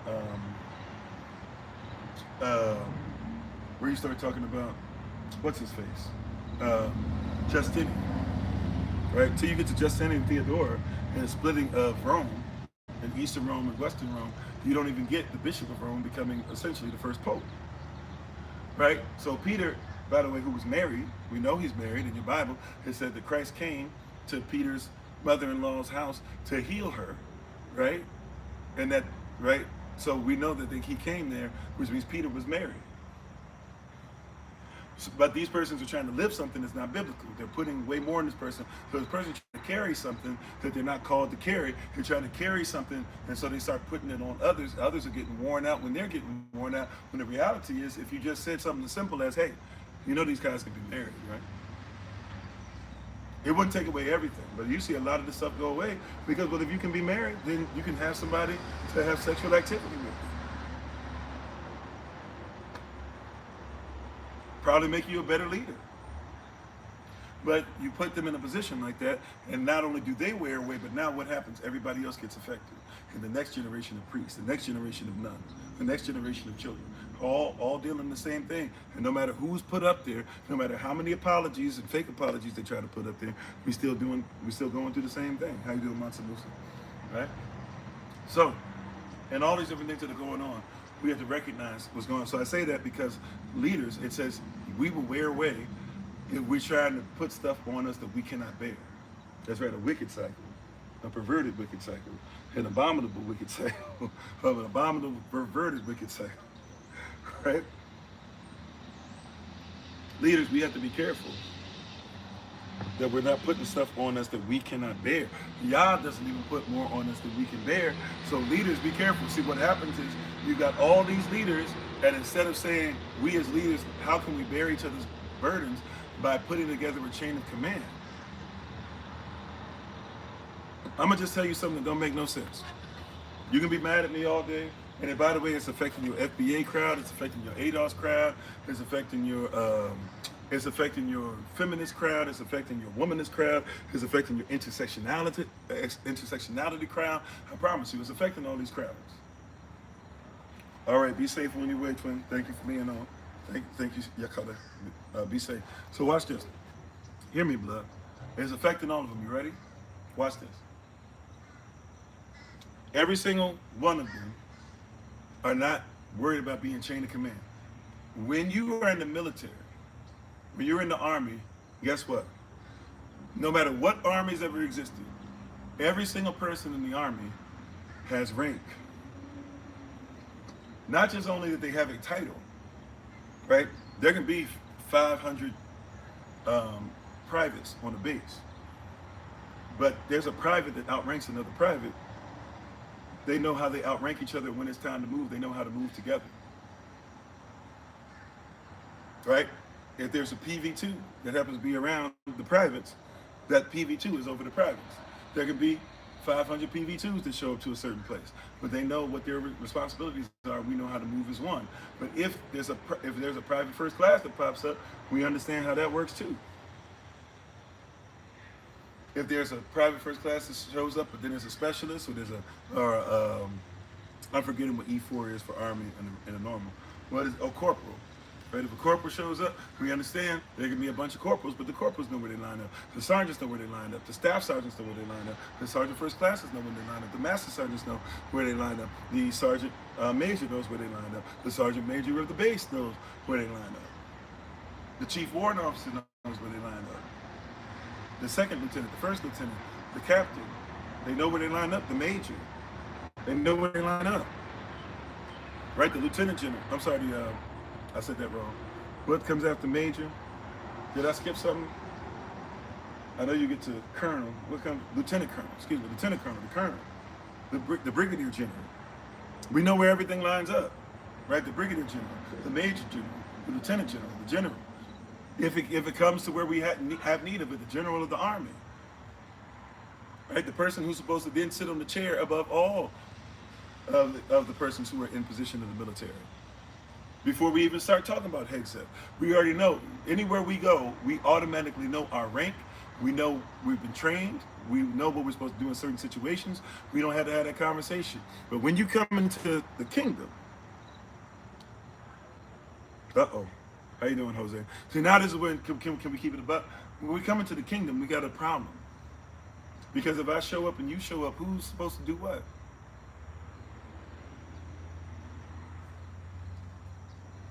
Uh-oh. Help me now. When we show up in the kingdom, we should have rank, we should have rules, we should have law, we should know who does what, but who does what. And by the way, persons that are in charge, that's why I said y'all gonna see we gotta get tighter, because a lot of us, we start getting to a position to where nobody wants to make moves, or we feel like nobody wants to make moves. I know some of you have been waiting for years. Sometimes it feels like you've been waiting for Kofi to just, hey, can we at least go in a direction, but it gets to a place to where nobody wants to move. Everybody, you feel like you got a trap, but I'm realizing more and more as I get older, as I get wiser, if I realize that what these babies are going through, what our sisters are going through, what our brothers are going through, what our people are going through, what leadership is going through, I'm starting to realize that we have to get to a position where, hey, this is what it is, period. When you come in here, this is rank. When you come in here, this is law. When you come in here, this is the king. When you come in here, this is what a husband is. This is what a wife is. We don't change. We can be We can treat you kindly. We can treat you in kindness. We can treat you with so-called gentleness. We can be, we don't have to be mean towards you, but at the same time, law is law. This is why, look, this is why our marriages are messed up. You know why your marriages are messed up? Because you go to a church and everybody just want to be nice. Oh, okay, well, y'all want to get together? First thing first. Hey, bro, what you believe? Are you circumcised in your heart? What's the law? What's this say? What's the Bible say? What's blah, blah? Because we can't just have anybody marrying our sisters. We got to protect our women. We protect our women from birth. Right? In every little girl, there's already royalty. And if it's royalty, right, there's royalty in every woman from when she's a little girl. So we've been raising her, protecting her, training her, and we can't just let anybody come through. Where you at in your walk? Hey, bro. Oh, hey, sis, that's nice. You know, it seems like he like you and everything. I can see that he, you know, even knowing him, we've known him since for a long time. We're the same people. We grew up together. We grown up in the spirit. We're born again. Right? We understand what his likes and dislikes are. That being said, what you believe? What are you going to do to help multiply what Yah has put in his heart? What are you going to do when what are you trained in so that when he says, hey, the word says this, will you go with what he says? Or will you say, I ain't got to take nothing off no man? No offense to you, there's a place for that. It's just not in the kingdom. Right? There's no agreement. Right? So when you go there, everybody's suffering from it, except the enemy, who knows very well when they come together, you can be European. Come on. You can be English. You can be Scottish. You can be Welsh. You can be Irish. You can be Irish, maybe not so much, but you know, sometimes. You can be Spanish. You can be Portuguese. You can be Russian. Y'all can have all this stuff. Y'all go against each other. Y'all, you can be what's Leopold? Belgium, from Belgium. You can be all these different things. But when it comes time to come together to see how we're gonna have a melanin conference and see how we're gonna divide Africa up, hey, they're the same. Right? You know, you be paying attention. Oh, they're different companies. When it's time to get to this money, when it's time to get to this land, when it's time to get to this freedom, when it's time to go ahead and get whatever we can, all of a sudden they won. It doesn't take that much because even in their bickering, when it comes time to move, they've been trained to move as one. Meanwhile, here you are talking about how you're going to be FBA. Well, if you're FBA, you still look at yourself as an American, and you're still looking for a handout from the ones that won't give you what you deserve. Yes, we deserve, right? We deserve what? Reparations. But it's going to have to be inward reparations. Because they're not going to give it to you from the outside. You are considered to be an outsider. And no matter how many of you are going to get up there, and you'll be the one that they let in, you'll be the one that they let become the billionaire, you'll be the Jay-Z over here, you'll be the LeBron James over here, you'll be the Steph Curry and Kevin Durant over here, you'll be, and I'm talking about persons where they let you in certain places, you'll be the Michael Jordan over here. No matter how much they let that one person in, you're not going to help your community, and they're not going to let you help your community, and they're not going to ask for you to help your community because you are just somebody that they can say, hey, see, we're not racist. Meanwhile, they can do whatever. The same thing they do, whatever. You'll let the Muslim faith in and say, hey, we're just going to let whatever they say wrong because everybody believes the same thing. No, we do not. Now, look, I understand Ishmael is my brother, but if my brother is wrong, I'm going to tell you why my brother is wrong. How you doing, Mr. Ombudsman? How you doing, Brother Jermaine? Right? And so somebody got to be able to say, no, that's not correct. We have to be on the same page. But nobody wants chain of command. Nobody wants it to be, hey, we all agree. We all touch and agree. And this is what it is, right? If I go on Y'all on Tires Live, right? Even when she be saying, go, Kofi, go. I don't go. I ask. I make sure I'm all right. And I ask permission. And I try my best to make sure I don't try to just do what I would do on there because I'm on her thing. And I don't mind in that position. I know my role because if somebody was on my line, I would ask for you to conduct yourself in a similar fashion. And that's a small example, right? How you doing, Kim? I'm just trying to tell you overall, right? That we should understand if we're going to come together, if this going to be Yahweh's will, if we're going to do it the way that He wants us to do, and He's told us to do it before the foundations of the world, then it should be the same. It should be the same. I know you don't want to hear this. So you think this is division. This is not division. We shouldn't feel separate about Charlie Kirk. How you doing, Zena? Everybody says, oh, well, we can just disagree and blah, blah. Charlie Kirk is evil or he's righteous? Now, if you want to have conversation about why you think he's one or the other, that should be something we can have too. But at the end of the day, when we walk out of that meeting, we need to have agreement. Charlie Kirk is with the word or he's against it. Charlie Kirk said and this is what it means. We have to stop pussyfooting around. This is exactly what that means. How you doing, Kriyahu? This is exactly what that means. Hey, if Charlie Kirk is righteous, then you say he's righteous to say that black women have no ability to be able to think for themselves and to be able to get a position, and every time they get a job, they took it from a white man. You have to say that's righteous. Stop playing around with it, right? If Charlie Kirk is righteous, then what you have to do is you have to say, okay, every time Charlie Kirk says that he gets on a plane, and when he sees a black man as a pilot, he's afraid to get in the plane because he's always concerned because statistics show that that black man got that position because he was a DEI. He couldn't have earned it and learned how to do that stuff, but he didn't have to be better than anybody else. If Charlie Kirk is correct, then Charlie Kirk is correct to say that things were better for you as a people under chattel slavery and under Reconstruction and under Jim Crow.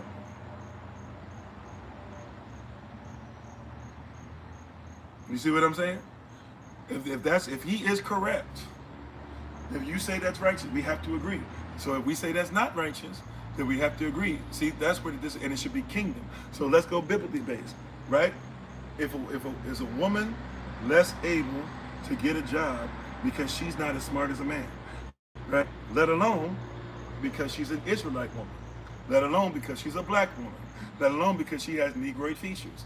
If none of those things are righteous concerning the Bible, then that means that Charlie Kirk has to be a liar and the truth is not in him. You see how that works? That's right. That's Christian nationalism. That's right. And it's anti-Christ. It's unrighteous. You see? So that's the way it's got to be. That's the way it's got to be. You see, but what happens is, well, this person says, well, I don't want to, Charlie Kirk is somebody that I think was right because blah, blah. Well, then show me in the word where what he said is correct. Holistically. Don't tell me, oh, well, he said he loves God. Okay. A lot of people say they love the Most High. Show me his works. Show me what he had faith in. If he said he had faith in the Bible, show me where his works are wholly consistent.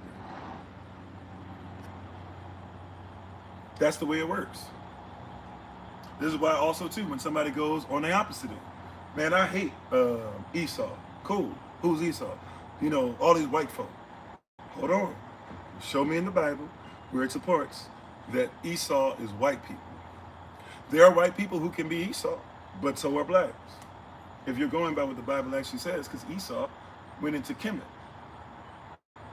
And Esau enslaved Israel's child. So if you're going to do that, you got to show me. Because if you're being inconsistent, then you are wicked. You are changing the word. You are removing things. And if you remove things from the Bible, your name will be removed from the book of life. If you're adding to the Bible, then the plagues will be added unto thee. Some of y'all going to get both of them done. Because you're so busy just trying to fill the hole. So see, you got to say, you see what I'm saying? This has got to be consistent. See, we got to give out assignments, but we can't give out assignments to y'all, right? To y'all who are doing this stuff, because you're inconsistent and you're not truthful with the word. That's why I made a point to say when we had a homework assignment and we brought our sisters on to listen to what the men are going to be trained in, right? I made sure that I said that because I can't have it be inconsistent. So if I'm going to have these brothers do what the word says, sisters, and we're going to send them back to you doing what the word says, then guess what you were supposed to do? You got to honor that man, and you got to honor the word, and you got to honor how he's protecting you.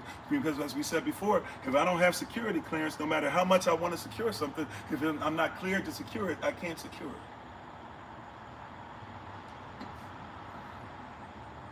It's all right. Reach out and DM me, or if you got my info to text me or whatever, text me, DM me something, and I'll send it to you. I'll send it to you. I'll send you the link. Right? It's important. How you doing, Watcher? Thanks for being part of the community. It's important. We got to be on the same page. So we can't give out assignments, unfortunately, because we're not even in a position to where one wants to be assigned. What happens is everybody wants to be Moses pre-Jethro. Jethro comes to Moses and says, hey, son, son-in-law, son, everything you're doing is great, but this thing you're doing and how you're dealing with Israel is going to get you messed up. It's not Tabah. You mean well, but it's not Tabah, because you're trying to take everything on yourself, and you will wear out, and so will the people. How you doing, Albert? See, and before this, what did we just talk about before this? That was Exodus chapter 17, verse 8 through 16 on Saturday, where we talked about the prophet Moses' arms having to be lifted up by Aaron and by Hur. And Aaron's name means light bringer. Hur's name means whole. So Aaron was there to bring the light, and Hur was there to fill in the holes. Moses, even though you're in a fight, and even though you're with the next generation, and even though you're with Joshua, and you're training Joshua up so that he can be the next generation of leader, you're going to still need help along the way.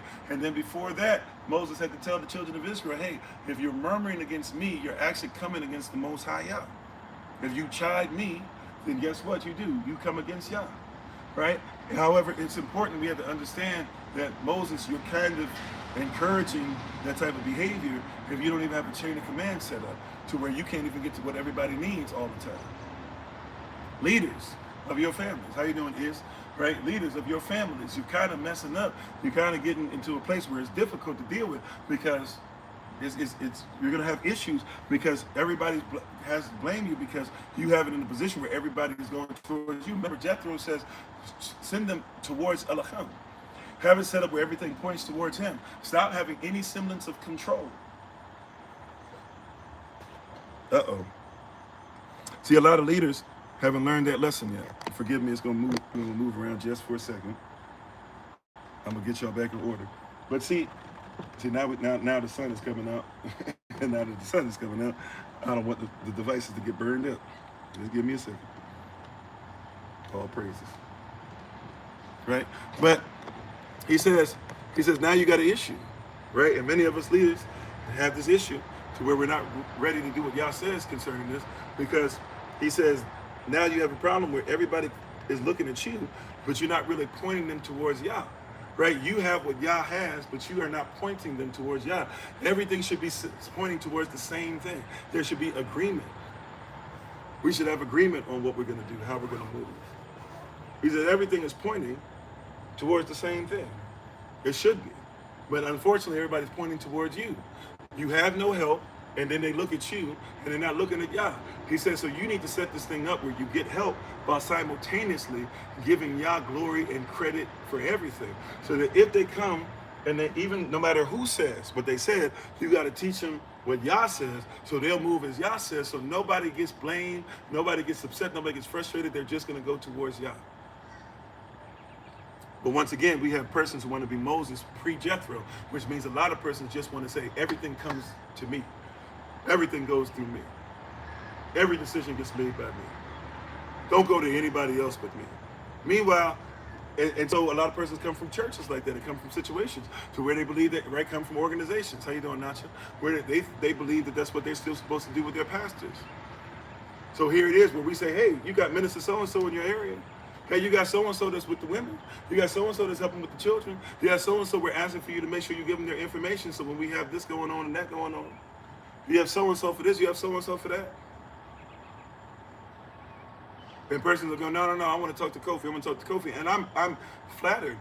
But if we're doing this right, by talking to somebody else, you are going to talk to me for sometimes, because that means, because we should be speaking the same thing. And by speaking to them, you also can be speaking with Yah, because they should be speaking what Yah says, right? And what Holy Spirit uses them to say. Oh my greatness. Come on, somebody. Are you hearing what I'm saying? Are you with me, beloved? Right? We got to be speaking the same language. Right? We got to train them up in the way that they should go. Our children, thank you, sis. Our children should be trained up the same way, so that they should just sound like us.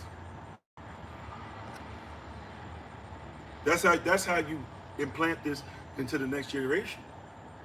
That's how you give them a word that's going to allow for it to be fostered and to be able to grow. is because we're going to give them the same thing. And we're going to protect it the way that we protected it when we said it. Uh-oh. And we're going to acknowledge it. We're going to jump and we're going to shout. And we're going to be excited the way that everybody else is. We're going to be thankful unto him. Right? We're going to do the same thing for us that we did for them. We're going to trade it. And they're going to do things for us, trade it back, like that we gave to them, trade it to them. We're going to be able to get stuff, and they're going to be able to show us things, and they're going to be the ones to show us this is how we reach the next generation and how we reach their children, because we're in tune with their children through them, and their children will be in tune with us through us. So now our grandchildren won't look at us and just go, that's just old folk talking. No, they'll say, what is it that Moses is saying? What is it that Zipporah is saying? What is it that Miriam is saying? What is it that Aaron is saying? Because, right, what is it that Joshua is saying, that Caleb is saying, right? What is it that, because they want to know what is it the Most High is saying, because we've been doing this as a family. So we've got to get this together to where we understand that we're supposed to become one nation. And if we're becoming one nation, to my brother or sister, right, that brothers and sisters, that means that we have to simultaneously, collectively, make a decision to say, we shall follow the orders and instructions of the Most High, including through his chain of command. We shall. Not we might, we shall. Not when I feel like it. There's no days off from order and instruction. There's days off, but on my days off, I still worship. That's right, we shall. But when you start doing it like that, that's when it becomes a thing. See, everybody's so busy trying to be like, well, what do you want? And what did you, and do you know? And this is what and where did you get it from? Okay, look, there's order and structure. If you ask, this is why it's difficult sometimes to even help our people. Because a lot of our people want this from you. What they would like is, hey, explain to me in like 2 minutes your belief and tell me why it's different, blah, blah. It's like, I live a life of this. What you want, you desire for me to tell you from when I get up at sometimes 4:30 a.m. to when I start shutting it down around 9:30 p.m. You desire for me to tell you everything that I do and why I do it and put it in 2 sentences. No, this is a lifestyle. There's order. There's structure. My steps are ordered, right? I had to be persuaded. I had to live this life. Had to be obedient, right? Even it says that when Moses' when Moses' father-in-law shows up, Jethro, it says he went out in obeisance. That's right. Can't explain 55 years in 2 minutes. That's right. He went out in obedience. Before he even greeted his wife, he greeted his priest. Now, I'm not saying that necessarily has to be the correct thing, because his father had to bring his wife back, correct in behavior. But just hear what I'm saying. He was obedient. Moses had a thing of obedience. Even in Kemet, he was trained in obedience. Even in Cush, he was trained in obedience. When he came to Israel, the least he could do is be obedient. See, that's part of the problem. Once again, we're not training up children in the way that they should go. There should be something that we have in us that tells us, that teaches us, that shows us, hey, we need to have obedience. You know why it wasn't as difficult for me to be as obedient in the military as it was for others? Because when I was a child, I was trained to be obedient. I've talked about this before. We talked about this with the brothers on Saturday. Like, you know, we talked about servant leadership the other day as well. It's easy for me to lead because I was a great follower. I didn't have no choice. A lot of you train up your children where they got choices as to whether or not they'll listen or they'll hear what God said. No. I didn't have no choice. If mom said do this, you serve. If dad said do this, you serve. Everybody had to serve. Everybody had to play their part. And as you got older, you got taught how to serve in different ways. Right? I've changed tires, and I've made sure my son has been there. Sometimes even allowed him to do part of it. Why? Because you need to learn how to serve. You said, what if you're trying to be a servant, but people keep trying to make you lead? Well, that's why we talk about being servant leaders. Right? We lead through service. The greatest leaders are the greatest servants. Right? If you wait on the Lord, guess what a waiter is? A servant. A lot of persons here, wait on the Lord. Wait on the Lord doesn't mean just sit there and twiddle your thumbs until Yah says move. Wait on the Lord says serve. So when I get up and I say, y'all, what would you have me do? Right? He might say, do not move until I say move. But he might say, go out, make sure you prepare this. Your wife's going to get up. She's going to need this. SOC going to need this word. Hey, go revisit what you were talking about. I got something else for you. Don't speak on this today because that might just be for you or that's not for this season. They're not ready for this, whatever. But I wait on him. That's service, right? What is it that he says? If you want to, Yahashua, our Messiah, he said, if you would like to know who's going to get in and out of heaven, he said, this is how it works. He says, if they were hungry, serve them. Give them something to eat. If they're thirsty, serve them with drink. If they're in prison, come serve them and see what they're going through. If they're sick in the hospital, serve them. Come see about them. Help them to feel well. If they're poor, serve them. Make sure that they got something. If they are naked, if they don't have clothes, serve them. Make sure that you clothe them. Serve them, right? You serve your way out. Elder Nice was talking about that on the podcast, which is recorded. She was talking about it on the podcast on Saturday. Serve your way out. Everybody wants something, but nobody's serving. Serve the Lord. Wait on the Lord with gladness. Serve Him with gladness, right? So we're going to have to serve Him. We're going to have to serve Him and be willing to have chain of command. Now, once we got chain of command, the persons are willing to do things. Now we can go further into Exodus. Now, Exodus chapter 18, this is what Jethro, this is what the priest of Moses, this is what the priest of Midian said, this is what Moses' father figure, his father-in-law tells him, right? He says, hearken now, Shema, hear, hearken now unto my voice. I will give thee counsel, and Elohim shall be with thee. So he says, hey, I'm giving you counsel as your leader, right? You're leading Israel. You're doing an excellent work, but you're not doing excellent in how you're about to start helping the people. You did excellent in getting them out of Kemet, right? How you doing, CT? You did excellent. He gives some credit. He says, man, you are to be given all the credit for helping them to get out of Kemet. He said, that's great. He said, man, it's great you telling me all these things that you did. It's great that you're married to my daughter. How you doing, Just Josh? Welcome back. Hopefully all's been well, right over there in Wisconsin. Hopefully all's been well. He says, it's great, all the different things that you've been doing.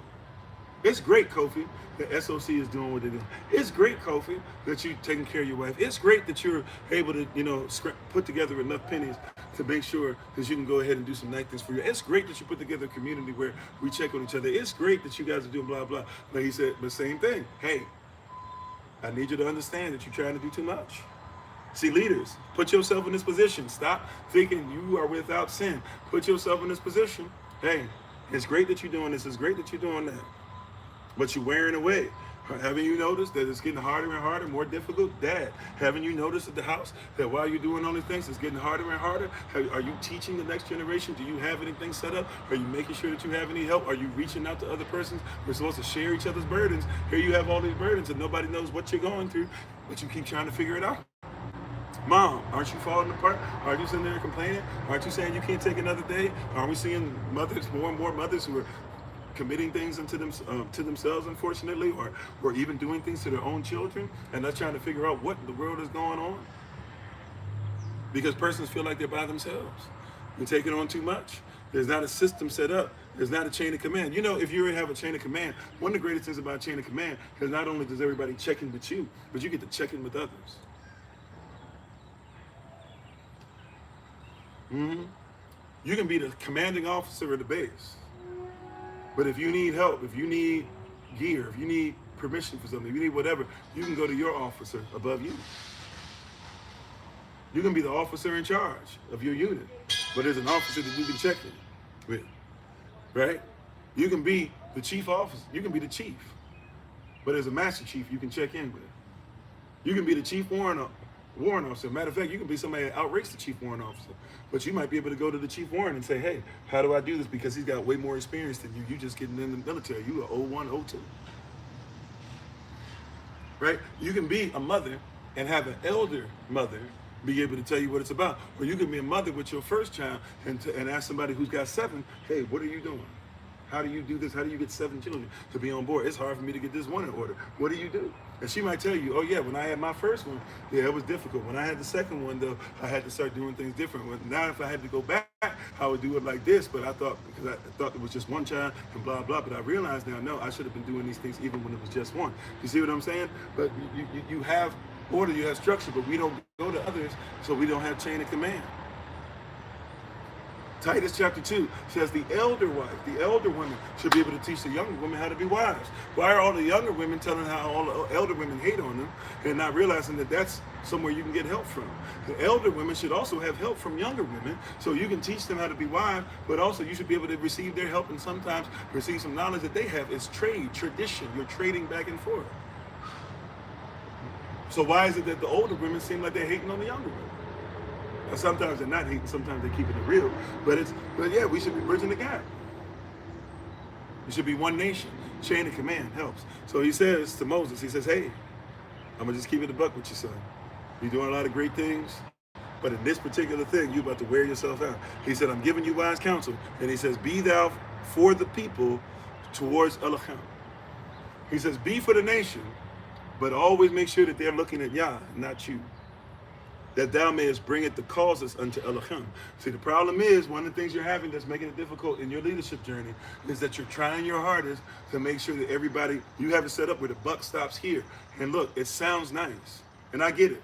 Right with me, to a certain degree, I'm the head that everybody sees, so the buck stops there as far as the person seeing their sight. But hear what I'm saying, this thing is based upon a law and a people that are more vast and greater than anything that I could ever do within myself.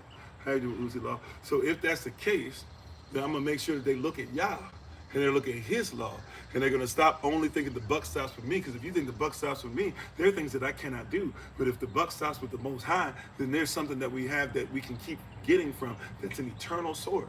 And if you get something that's an eternal source, when do you run out of eternity? Oh, that's a word for somebody.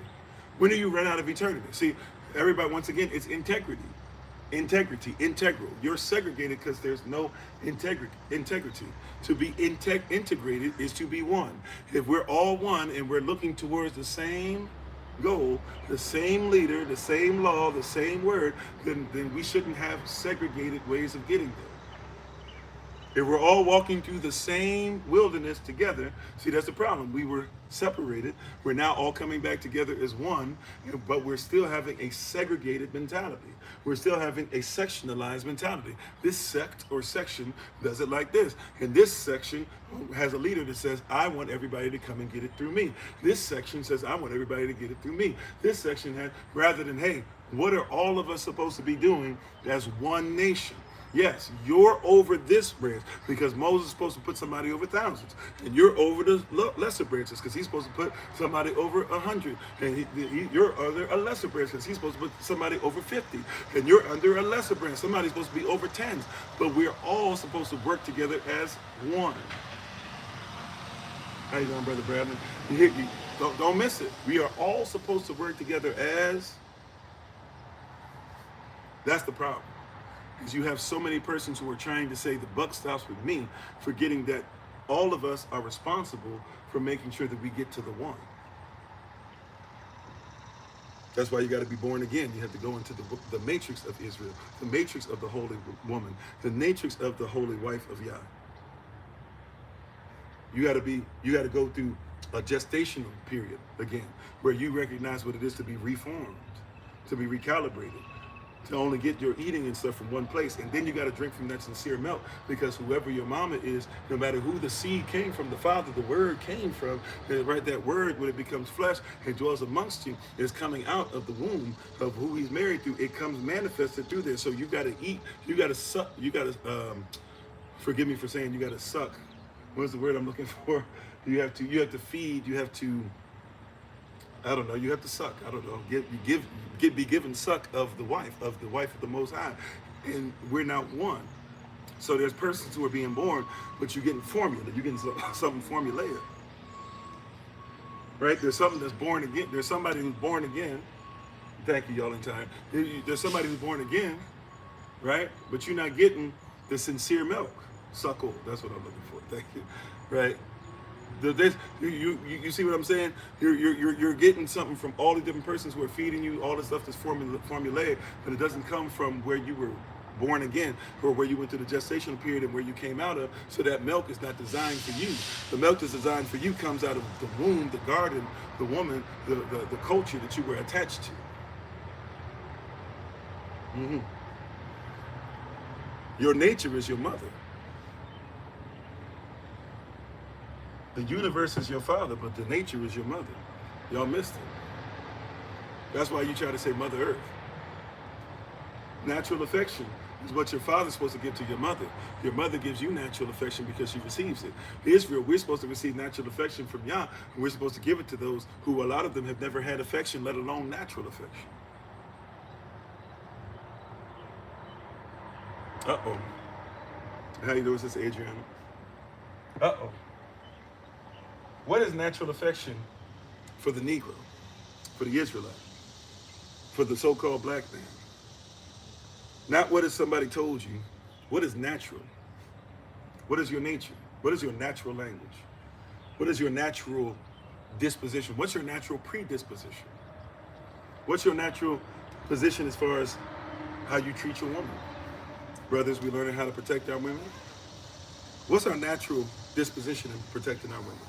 See, because you had your roles reversed. Willie Lynch told you, if you want to make sure that you get the Negro, if you want to make sure that you get this black man, so-called black man, under control, you reverse roles with him and his wife, with him and his woman. You have them hate each other because in their natural position, in their natural disposition, in their natural affection, he would be protecting of his wife, and his wife would teach her children to look up to the protector of her family. But when you switch their position and she eats out of his hand, she will train her daughter to eat out of the master's hand, to be married to him. It will train her son to make sure that she does what the master says, have sex, to have babies, and then go right back to the field and do what the master says again. You haven't been trained in loving each other. I'm not saying that you can't marry somebody who's not the same color as you. I'm telling you, though, as a so-called black person, especially if you're in the world, I'm going to say in the United States, if you live in the world as a so-called black person, you have been taught to hate yourself.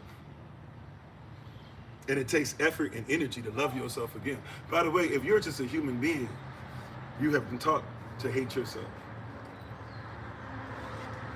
If you were a woman, you've been taught that the way that you get a man is to dumb yourself down on a date.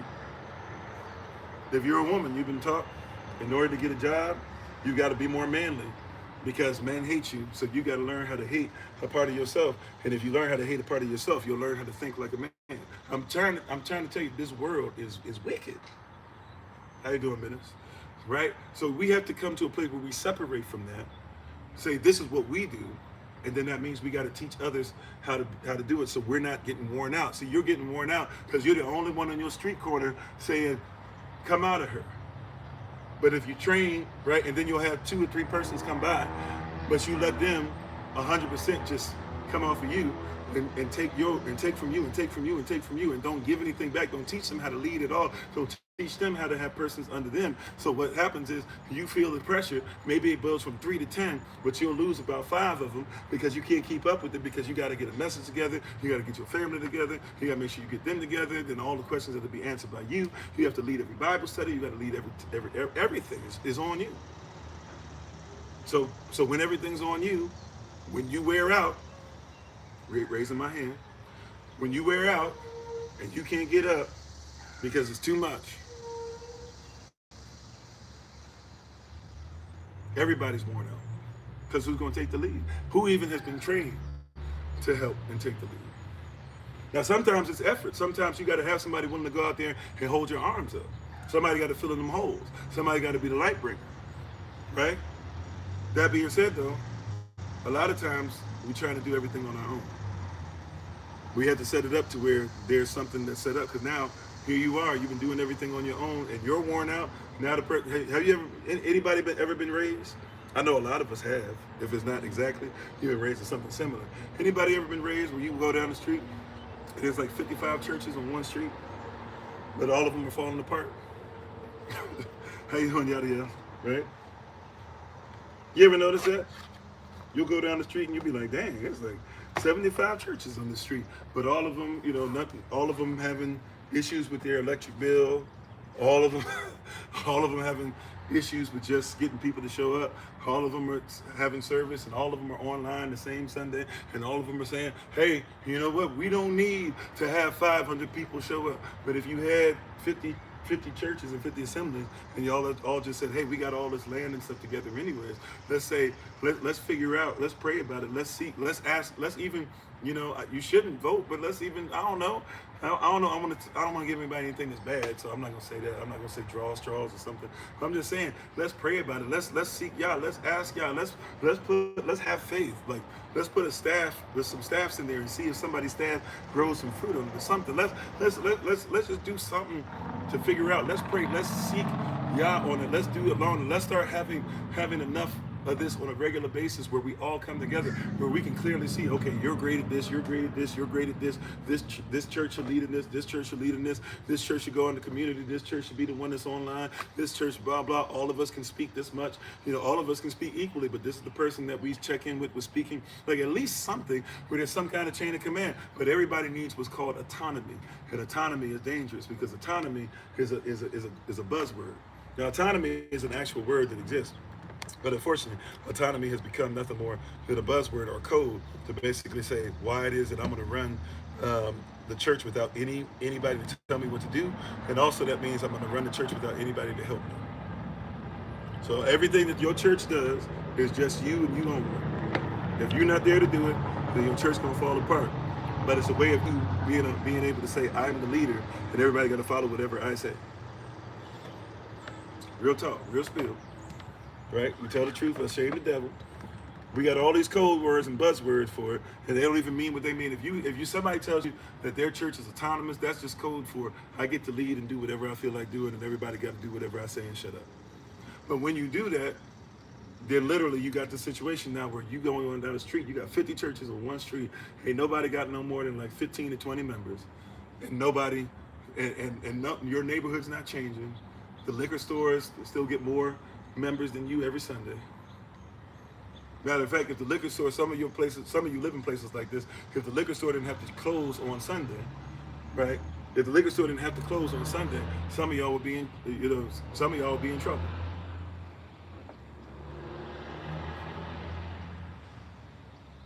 Come on, am I speaking? Anybody hearing me today? I know it's not as many of us, that's all right. I know some of us gonna get this recording later, that's all right. Are you hearing what I'm saying? Are you with me? It's time for us to even be in a position where we can make a chain of command. And if the chain of command is there, then it's time for us to follow the chain of command. And the chain of command should not move outside of the law. If you move outside the law, you are somebody who is a heathen. Matter of fact, I wish I could even say that, because the heathens at least move with the chain of command.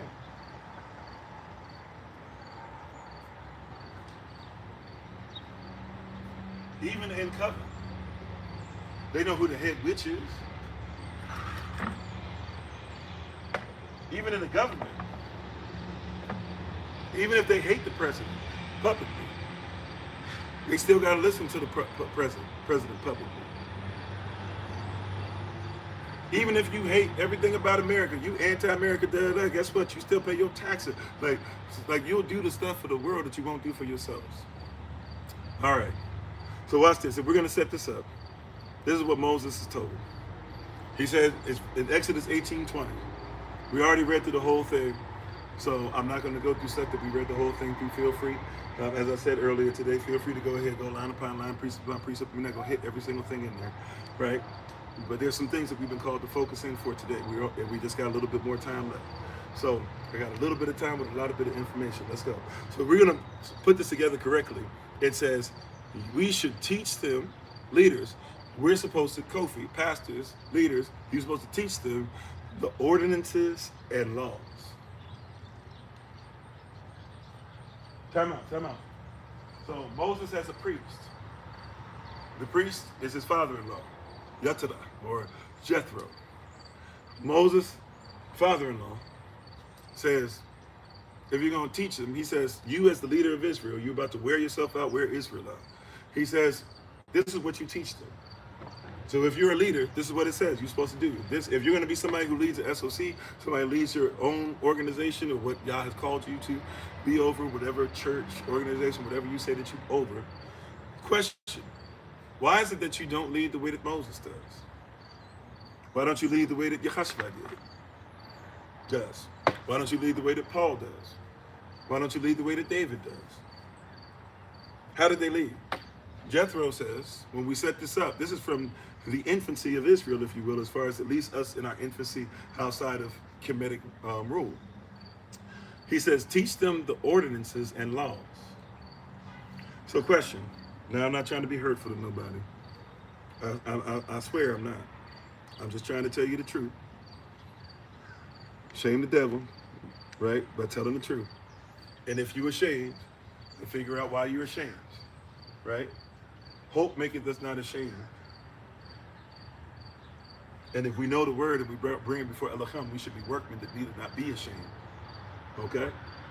Exodus 18:20 tells us that we should teach them the ordinances and the laws. You know, if anything is ordained, it's only ordained because it's lawful, right? So this is how crazy we've gotten. How you doing, Sister Monique? Monique G. Monique Graham. Right, watch this. This is how off we are. And therefore how awful we become. And I'm sorry, I got this light in my face. I missed a lot. Said 2 churches across on the block. Haven't seen one person and no taxes paid on these unused buildings. See? I can take you to a couple of them too. In different places all over the planet. We got a few of them. How you doing, Brother Alex? Once again, happy belated anniversary to you and Sister Ukrainian. Hopefully all went well. Hopefully y'all enjoyed yourselves. All praise to the Most High Yah. Watch this. Watch this, beloved. Okay. All right, watch this. You doing well? I'm doing well. Thank you. Here we go. You ready? What we're talking? How can you be a leader to our people like Moses was? And Moses is faithful. It says when you get to verse 25, verse 24, somewhere around there, verse 23, I don't know, verse 25 or so, it says with Moses that you are, that he followed everything that his priest, that his father-in-law, Jethro, said to do. He was obedient to it. So Moses, when he led the children of Israel, this is what he did. So watch this. If you don't teach the children of Israel, if you don't teach the children of the king, if you don't teach those in the kingdom of heaven the ordinances and the laws, and you don't show them the way, followers of the way wherein they must walk, and the work, saying the works don't matter, and the work they must do. That's what it says in Exodus 18:20. It says you got to show them the ordinances, you have to teach them the ordinances towards them learning the law. It says then that goes towards showing them how to walk in that law, right, in the way, and they must have the proper works that they must do. If you do not teach them this, they will wear away, right? Yet, in today's society, how you doing, Brother Matt? In today's society, these leaders are doing that very thing that Moses is told not to do. They are saying, everybody come and get your facts from me. Don't worry about being a nation, just come to the building that I'm over. And even though I'm ordained, which means I have to follow laws, I'm not ordained by Yah, I'm ordained by the state. So I will tell you not to follow ordinances. I will teach you how to be lawless. I will teach thee how to not walk in the way. And I will tell you that your works have nothing to do with anything. Although Revelation 14:13 tells you that your works will get you into heaven. Or not get you into heaven. False. Excuse me. I said it wrong. Salakia. Excuse me. I'm wrong. Sorry. I meant that your works are the only thing that follow you into heaven. That's Revelation 14:13. Your works will follow you into heaven, right? And when you're judged, your works are used to see if you have faith, because Revelation 20 verses 11 through 15 says that we will look at the scrolls, the word. You say you believe in it. We're going to compare your works to what's in the scrolls. And if your works don't show that you at least are trying your best to do what it says, then you will not have your name written in the book of life, and you will ultimately be received into the lake of fire. Look it up in your Bible, right? Read your Bible, it'll barak you. Read your Bible, it'll bless you. What's in there? Revelation 14:13, Revelation 20 verses 11 through 15. You can add on there Revelation 22 verses 18 and 19 if you would like as well, right? So you have persons, going back to Exodus chapter 18 verse 20, you have leaders who are telling you to not follow ordinances. Matter of fact, they'll tell you there's only 2 ordinances, right? The Roman Catholic Church says, I think there's 7, 8, but your average church nowadays says there's only 2 ordinances. They say one is communion, which is not even in your Bible. There's no such thing as communion in your Bible. And then they say the other one is marriage, but then they don't teach you about marriage. If it's ordained, it just simply means the Most High ordained it. And if he ordained it, it's law. So when we're talking about ordinances, we're looking at what did Yah ordain, and if he ordained it and he spoke it and he said it must be done, then that's what we call law. So we are supposed to teach them what's ordained by Yah. That helps us to know what his laws are and therefore becomes our law. Then we should make sure we walk in the way of what he's ordained, which is our law. And when we walk in this way, then we should have works that back up our walk. And if we, right, because we walk by faith, not by sight, and faith without works is dead. So if we don't walk properly, then what do we have faith in? And before somebody says, well, you don't know it, you just say you have faith in it or you believe it. The word faith that you're using, because we're using English words here, but you're not getting the Hebrew context. So let's use the English words. If you're going to go into Middle English or Old English, you're talking about belief. Belief comes from, or to believe, it comes from balavan, which is where you get believe from, or balafan, which is where you get belief from, right? That's all that means. Just two words, just different ways they said it at different time periods in Germanic language, in Gallic language, in Visigothic language. And to believe, or to have belief, simply means this. It means to have faith in, or it means to have confidence in. Now, question for you. The more confidence you have in something, the more you know it, right? To know something, kanal, we talking about this Germanic word, it just simply means to be able to identify something. Matter of fact, we like to go further. We like to talk about how you need to be intimate with something to the point of identifying it. So if I'm intimate with something to the point of identifying it, am I confident in it? Because if I'm confident in it, then that means that I have faith in it. And if I have more confidence in something, or more faith or more belief in something, then does that mean that I know it more? Does that mean that I can identify it more? Of course. So you have to come out of this stuff where persons are telling you these things. They're teaching us things. They're not teaching us properly. We need to teach the ordinances and laws. We need to speak a similar language. We need to have the same etymology. There can be dialect. There needs to be dialect because it's a sign that you've been somewhere different, right? There needs to be dialect, but there should never be difference in what the actual origin of the word is, because the origin is the origin. The word good exists, but if somebody say what's good versus what's goody, it doesn't mean that I don't understand what you're talking about, right? If it's AAVE, if it's what we used to call it back in Ebonics, right?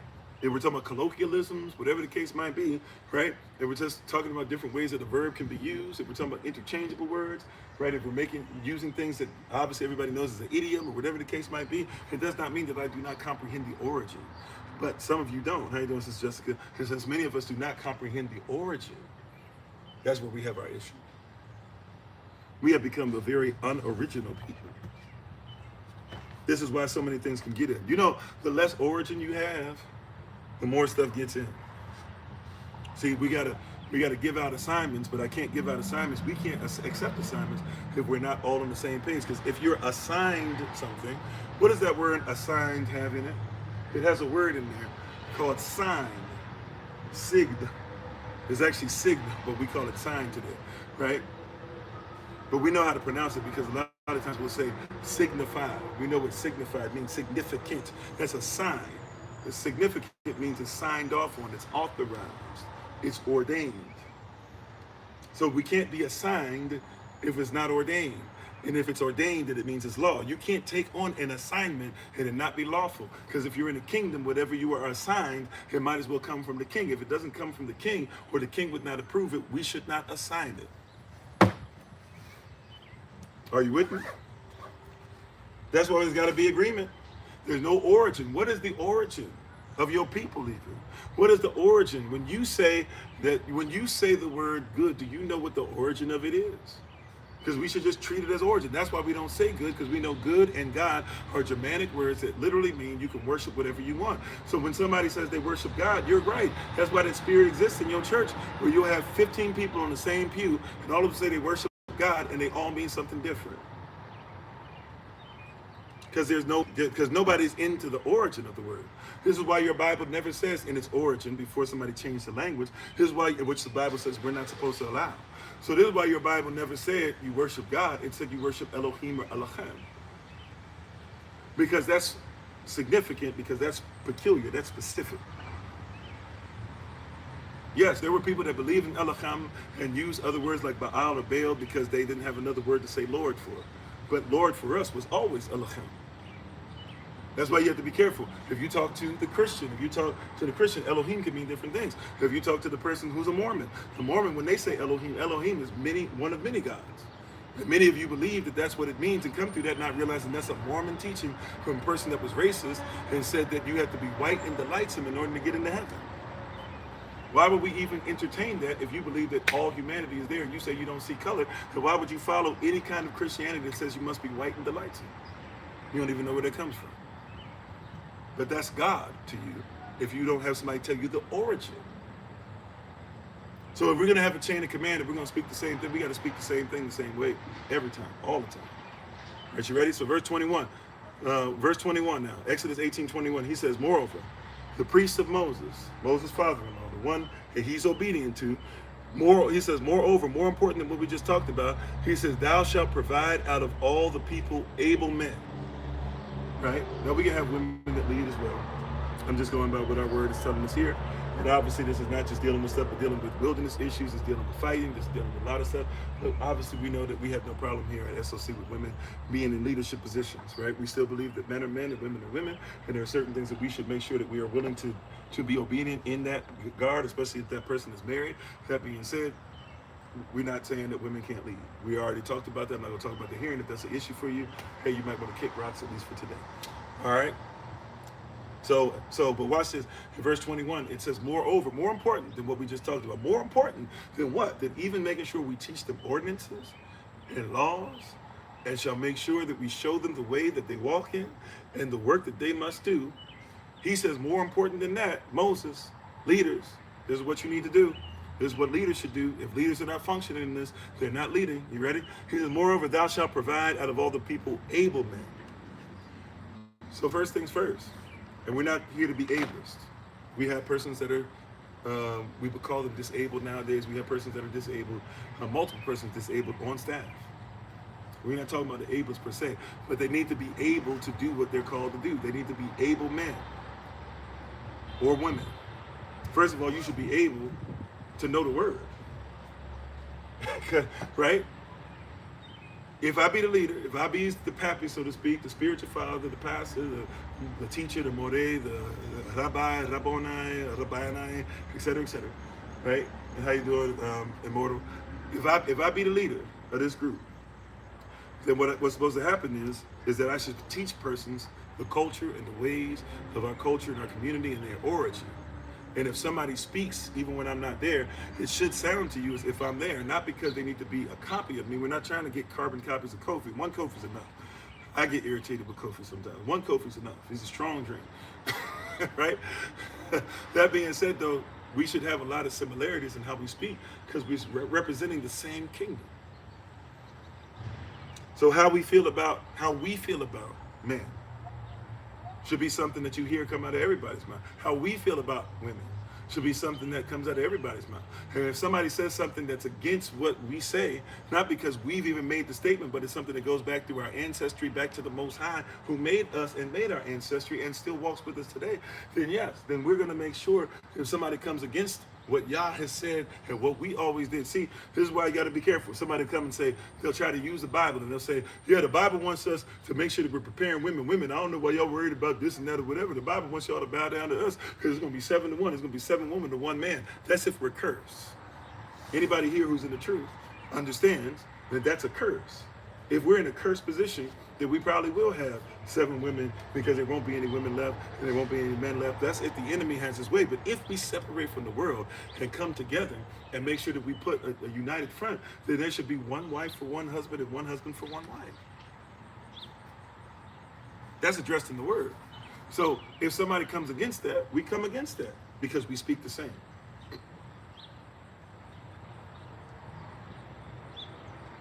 I see you, sir. You see what I'm saying? It's a prophecy. By the way, the prophecy was for a peculiar time that actually happened. It didn't happen, by the way, to where they had a whole bunch of wives. It just said that they would have a bunch of women that would feel like there were 7 women per man. That doesn't mean that we're supposed to have a bunch of wives. That being said, that's an if then. That's an if then. If you do, then this will happen. That's not, this is going to happen no matter what. If you keep doing the things that you're not supposed to do, then your people will get to a place to where there's 7 women per man. That's a sign of a curse. If we do what's righteous, right? It's like Deuteronomy 28. Everybody says, yeah, Deuteronomy 28 happened. Yeah, it did, because we hearkened not unto the word, unto the voice of Yahweh Elohim. So we didn't get Deuteronomy 28, 1 through 14. We got Deuteronomy 28, 15 through 68. However, if we hearken, even to this day, to Deuteronomy 28, we can get Deuteronomy 28, verse 1 through 14. And we don't have to keep living in 15 through 68. We can leave that curse alone. We can break the curse. We don't have to receive verses 15 through 68. Right? But we get there. We have to, right? Or you'll get somebody who says, oh, well, you know, the Bible is just misogynistic. It doesn't even care about women. We're in Exodus right now. You can't even talk about this Exodus series without first talking about 2 midwives, right? 2 midwives who went against Pharaoh and made sure that the men originally, the little boys originally that were coming out at the birthing stool, were saved. Right? Then you have to talk about, after that, you got to talk about the fact that those 2 midwives were given a whole bunch of things, right? Including even a bunch of, they were given housing, they were given land. They were protected by the Most High. They weren't taken out by Pharaoh.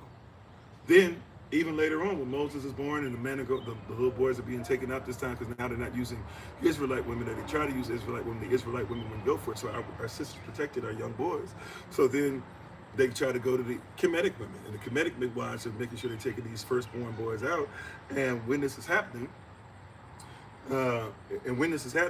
you see that it's a woman, a mother of Moses, who sees what he's going to do and who he's going to be in him and protects him. And then it's his sister, Miriam, who makes sure that she puts him in the reeds. She didn't just put him in the Nile River and he floated down. She put him in the Nile River in a particular place where there were reeds there to ensure that he wouldn't go down and he would be seen when another woman walked out. Many women walked out with her. Women noticed the basket. She noticed the basket, has the basket brought to her. Then his own mother comes back into his life because his sister, woman again, comes and says, hey, I know a woman that can help. Right? And that's his mother. His mother helps to raise him. Then his stepmother, if you will, takes over. Then when Moses runs away, it's his wife, Zipporah, who helps him while he's even captured and while he's in prison. And then later on will marry him, and then will be the one to circumcise his child so that he doesn't receive death and she doesn't have a bloody husband. And then Miriam, the prophetess, will be there with them and lead in the praise and worship. The sisters will go into praise and worship together. Like, we have this weird thing, right? That's just Exodus. But because we don't have persons that teach about how men and women are used in the Bible to need each other, we have a bunch of persons now who are into misogyny, a lot of Greco-Roman mentality, right? A lot of Babylonian mentality, a lot of different things that are coming out to where a lot of persons don't recognize how it works. And so we just go, oh yeah, women, feminism, we need feminism. And the feminism is not even womanism, and it doesn't protect the Negro, or woman with Negroid features, the black woman, the so-called black woman anyways.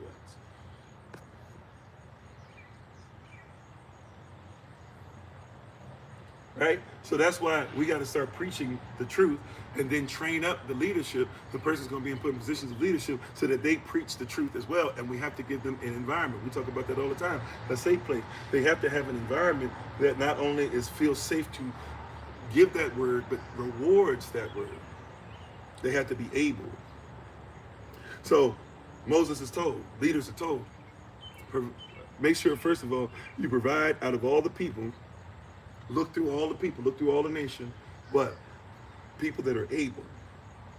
And then the next part is such as fear Elohim. That means reverence him, respect him. Do you know that according to our culture, the beginning of all wisdom is the respect or the fear of the Most High? So be careful, my brother, be careful, my sister. I try to listen to everybody as much as I can, but I try not to hear those who don't even respect the Most High. How you doing, Cole TM? Hear what I'm saying? I'm gonna say that again. I hope this makes sense. I'm trying to listen to everybody as much as is possible, even those that disagree with what I disagree with. But I try to only hear those that have respect for the Most High. And this is something as a leader, and those that you put in leadership positions, be careful, because it's one thing. Look, I get it. There's a lot of persons that can do a lot of things that they don't believe in, but hear what I'm saying. Don't put persons in positions that have no respect for Yah. Some persons just don't believe in them and they disrespect him for that. Hey, it is what it is. Some persons are even worse though, because some persons know he exists and still disrespect him. And if somebody would disrespect the Most High, why would they not disrespect you?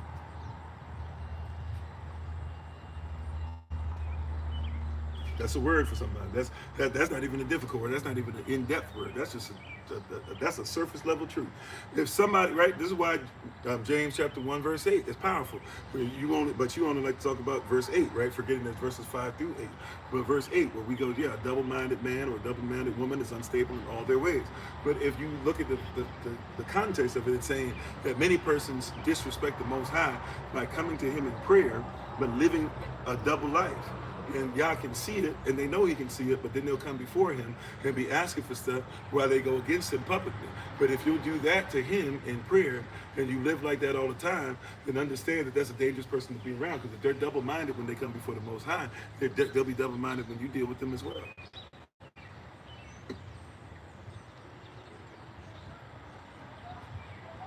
That's what it's that's what it's telling us. How you doing, East Atlanta? Right? That's what it's telling us. Right? So you got to understand there's a lot of persons, and we'll put persons in of leadership, and we'll have them in councils, and we'll have them in meetings, and we'll say, we need to listen here. You need to listen to everybody, but you don't hear anybody who doesn't respect Yah. What's the difference? Listening, I can listen to anybody. I can listen to music. When I'm talking to you, I'm listening to traffic go by.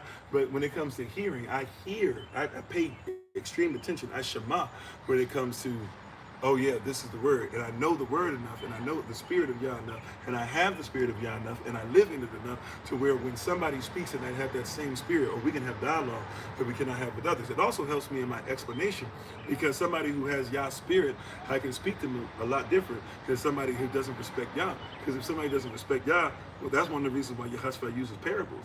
Because when persons disrespect the Most High, you got to kind of show them how, okay, on a lesser level you get it, but you're trying to act like you shouldn't do it for the Most High. That's actually why a lot of parables are there. A lot of parables are there to show you that how you asking me about the basics and acting like you don't comprehend. And in the meantime, right, like they come to Yehoshua and they say, hey, how come your disciples before they eat, they don't wash their hands up to the elbows like the traditions of our fathers? And so he has to use something to help him out. He says, bump the tradition of your fathers. How is it that you don't honor your fathers, which is what the law says, but you're worried about us not following the traditions of your fathers? If you don't honor your fathers and are lawful, then why are you worried about the traditions of your fathers that aren't even lawful? Right? Like that's something that could go, oh wow, okay. Right? Or somebody says, man, who are you? Abraham is our father. Who are you? He says, man, before Abraham was, I am. And he uses chayah. It is what it is. The same thing that he told Moses before Yah revealed his name. He said, the bush that burns is not consumed, right? He said, I've been that before Abraham was. He said, so before y'all existed, I was there with Moses, that's law. I was there with Abraham, that's the promise. He said, the promise that basically gives birth to Israel, that Israel carries the promise because of Abraham's seed being his lineage, right, through Isaac. But then he says, even before Abraham, I am, which really is a word that means I am and was and forever will be. It is what it is. In beginning, that's right, but a shot. It has not changed. He says you got to find persons that are able to know, to first, he said able to understand that everything starts with respect of Yah.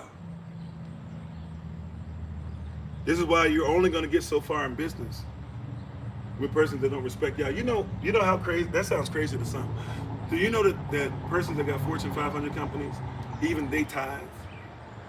They don't even believe what we believe, but they give 10% to charity. 10% to the poor, 10% to the homeless. They give 10%. And you'll go, how come they're getting this back? They doing what you should do.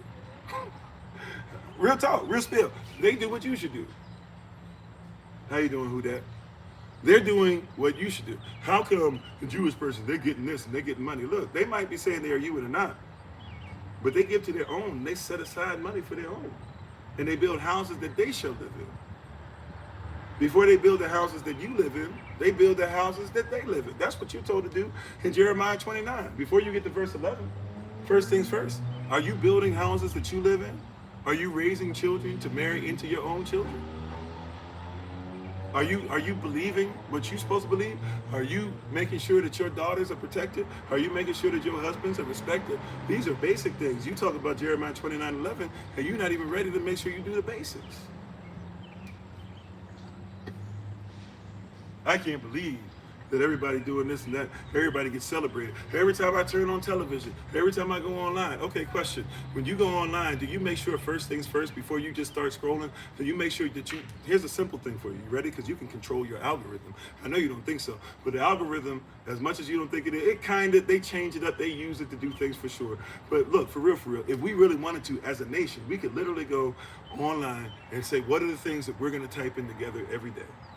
We're going to type in these words every day for a month. Next month, we're going to type in these words, right? Like literally, you don't recognize even virtually the power. Like you have power. You literally, we could just make an agreement, right? And we got to get ready for a family fast anyway. We haven't even done one in a long time, right? But we could say when we do our family fast, let's say we focus on like healing properties, vitamin C, make sure we're getting stuff with a lot of vitamin C, and we're going to cleanse ourselves, but also we're going to cleanse our algorithm. So all of us that are SOC, or all of us affiliated, or all of us and whoever wants to be part of it, I'm not saying I'm spitballing, but let's just say we were just like, you know what, for a month solid, we're going to put in every post, no matter what we do, we're going to put in hashtag We Be the Nation, we're going to put in hashtag SOC, we're going to put in hashtag Protect Our Women. And whatever, right? Like those are three big things that we in the midst of, right? So we just said we're gonna put that in. We're gonna put in hashtag Yahweh. Literally, for a month.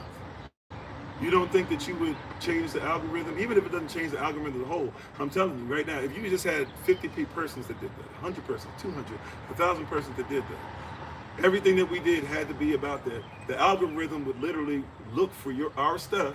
Because, right, and it would tell us, it would shoot us to each other, right, after a couple days, after a week, definitely, by the end of the month, for sure, it would literally have us go towards each other, just because we've decided this is what we're going to put out. You have that much control. That's how y'all ain't tired yet started? Come on now. And that's all you got, you have control. Or not control.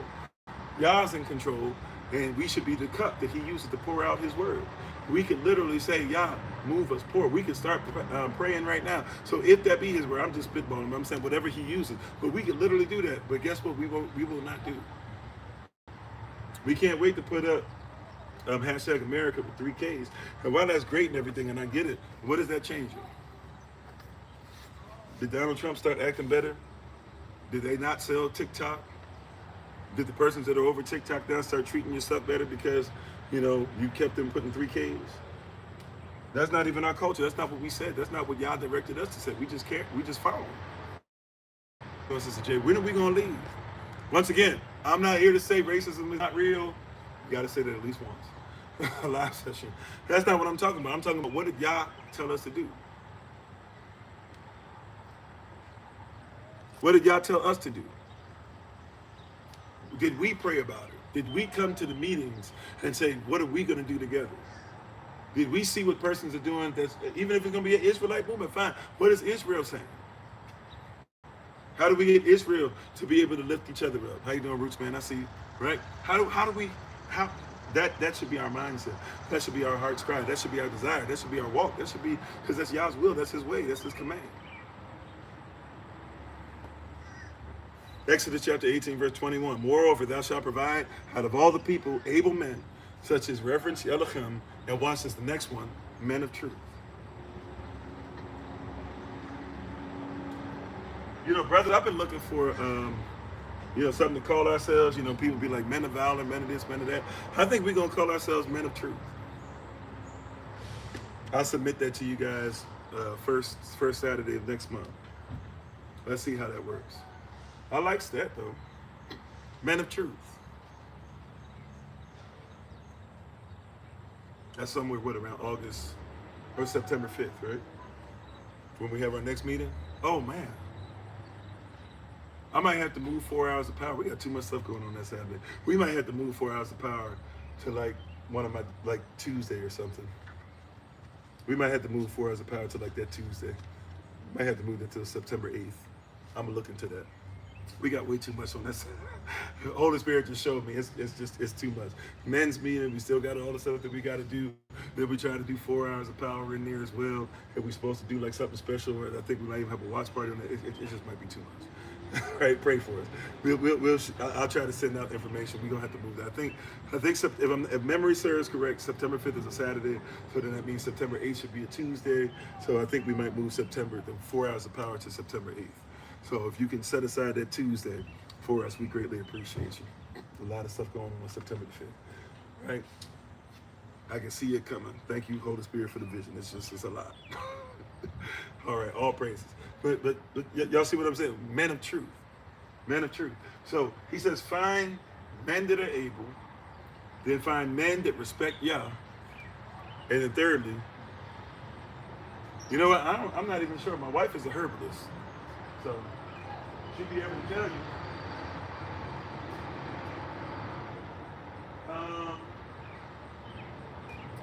Yeah, I'm not sure. I was about to say it's not a maple tree, but it looks like kind of like of the family of maple, which it might be.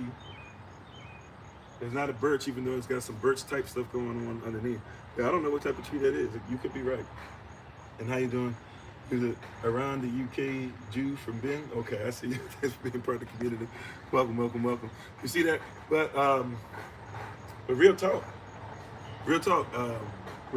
Men of truth. Right? Men of truth. Amat. Right? Ban at Amat.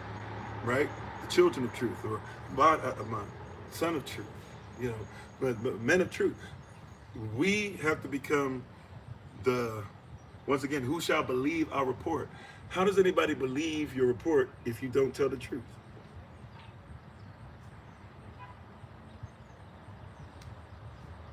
Help me out, somebody. Isaiah 53, verse 1. Romans 10:16. Who shall believe our report, Israel? But if Israel is not telling the truth, the only truth going to come out is going to be through Israel, because we're supposed to be the representation of heaven on earth. Matter of fact, Genesis 28, it says that we are where heaven meets earth. Those who are going into the land of Canaan are going to be the people where wherever they go, heaven meets earth. Where your feet are, if you be of Yahadashah, if you be of the kingdom on earth, which is also the same as the kingdom of heaven, right, then you're supposed to be, wherever you are, supposed to be a place of truth. It might not be a place of views. We might not get the views everybody else does, but if anybody comes through here, the one thing that they should be able to see every single time is the truth. Right? It might not be the same person preaching in front of you every day, but every time you come through, we should all be leadership who has what? The truth. Remember, Moses' father-in-law, Moses' priest, says, right, the one whom Moses followed and was obedient to every word that he gave. So Yah gave his word to Jethro, Jethro gives his word to Musa, and Musa follows everything to the character. So everything that he was told, he did. Everything he was taught, he was taught. Everything that was suggested, he took in. Everything that he said was the word of Yah. He said, if you listen to this word, Moses, I promise you, you're going to be brought out. The people are going to grow. The people are going to get what's supposed to be there for them. And he says, we got to be persons who tell the truth, because we're the standard. So anybody in a leadership position, I'm checking you on truth. And I say this all the time. I don't mind putting myself out there. I've talked about this before, right? I used to be a liar. And I know the danger of lies, and I know what lies do to tear persons apart. So I decided a long time ago, years and years and years ago, to stop lying. The last couple lies I told, to be honest, were lies when I first got together, and it wasn't anything as far as cheating or anything, but they were lies and things that almost lost me in my marriage because I was trying to make sure that my wife wasn't disappointed. So rather than telling the truth, I tried to lie about some things. I almost lost my wife. Almost lost, now we just celebrated our anniversary for 13 years.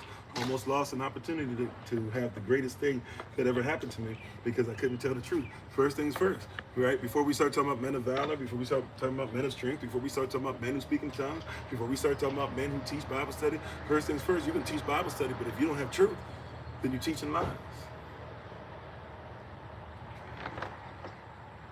It was crazy, y'all. I'll be sitting up there and messing up my own marriage. But I preach person would come to me after sermons, come to me after teachings, come to me after events and be like, man, I'm so glad that I came out tonight. My wife and I, we're about to we're separated. But everything you were saying, we needed to hear that. We're so glad that you said that stuff. We know we need to get back together. And I'm sitting there shaking their hand and saying, praise God. And I'm thankful for it. But in my heart, I'm sitting up there saying, Kofi, what are you doing? You're about to lose your marriage. Everybody's excited about theirs from the word that you speak, but you don't even follow the word that you speak. So you're about to lose the greatest thing that's ever happened to you. Nothing ever like this could happen to you again. This is a one in a creation person. Nobody like her before her, nobody be like that after her, nobody's like that today, and yet you're gonna miss out on a wonderful experience to have this person help you to multiply what it is that God's given you, and for you to be able to have the great opportunity to be able to protect her as Yah wants her to be protected. Because you can't be obedient to the word that you would tell somebody else to be obedient to. You're saving marriages, Kofi, and about to lose yours. You said you felt like that teaching the children? Yeah.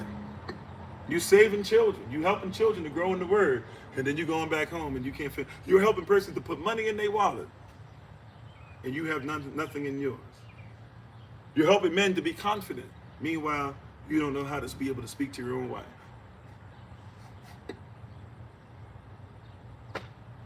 You're telling women to feel protected. Your wife is telling you she don't feel it. We can talk about all this other stuff. First things first, are we men of truth?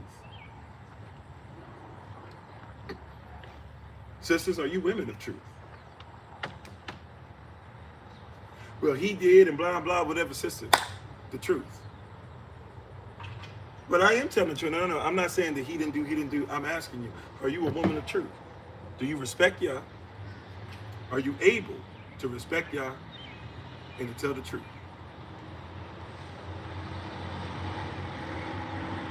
Before we go on this whole thing about how I got to cleanse your husband up and how he did, how he wrong, how he's never, how he disrespect, how this and that or whatever, do you live? Is this your standard? Because if I use this as a standard and then you tell me something that is not the standard, then I still got it. I'm going to have to correct you and say, this is the standard. This is what you came to me for.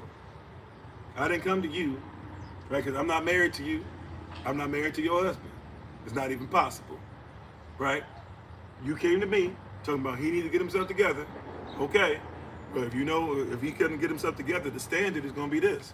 And if he starts listening to the standard, and if he starts hearing Yah, and if he starts respecting Yah, and he starts living in truth, and when you come and you say something, then that's the standard I'm going by. And if he's repented, I'm not going off of what he was pre-repentance. And if he's doing things to establish truth, but you're upset still about what he did, but won't go through the process to help him establish truth, then now I got to start calling you out. If you want him gone, if he did you wrong, if you were allowed to get the divorce, or you should have got it. But if you're going to stay in it and you 2 years into it and you still not trying to get yourself together, well, the standard is this. Now I got to start coming at you and saying, hey, sis, I don't know what you came to me for. I don't know what you sent him here for. But you ain't sending him here for truth. Because before I'm a man of Yah, before I'm a man of a pastor, rather, I better be a man of Yah. Before I'm a pastor, I'm a man of truth.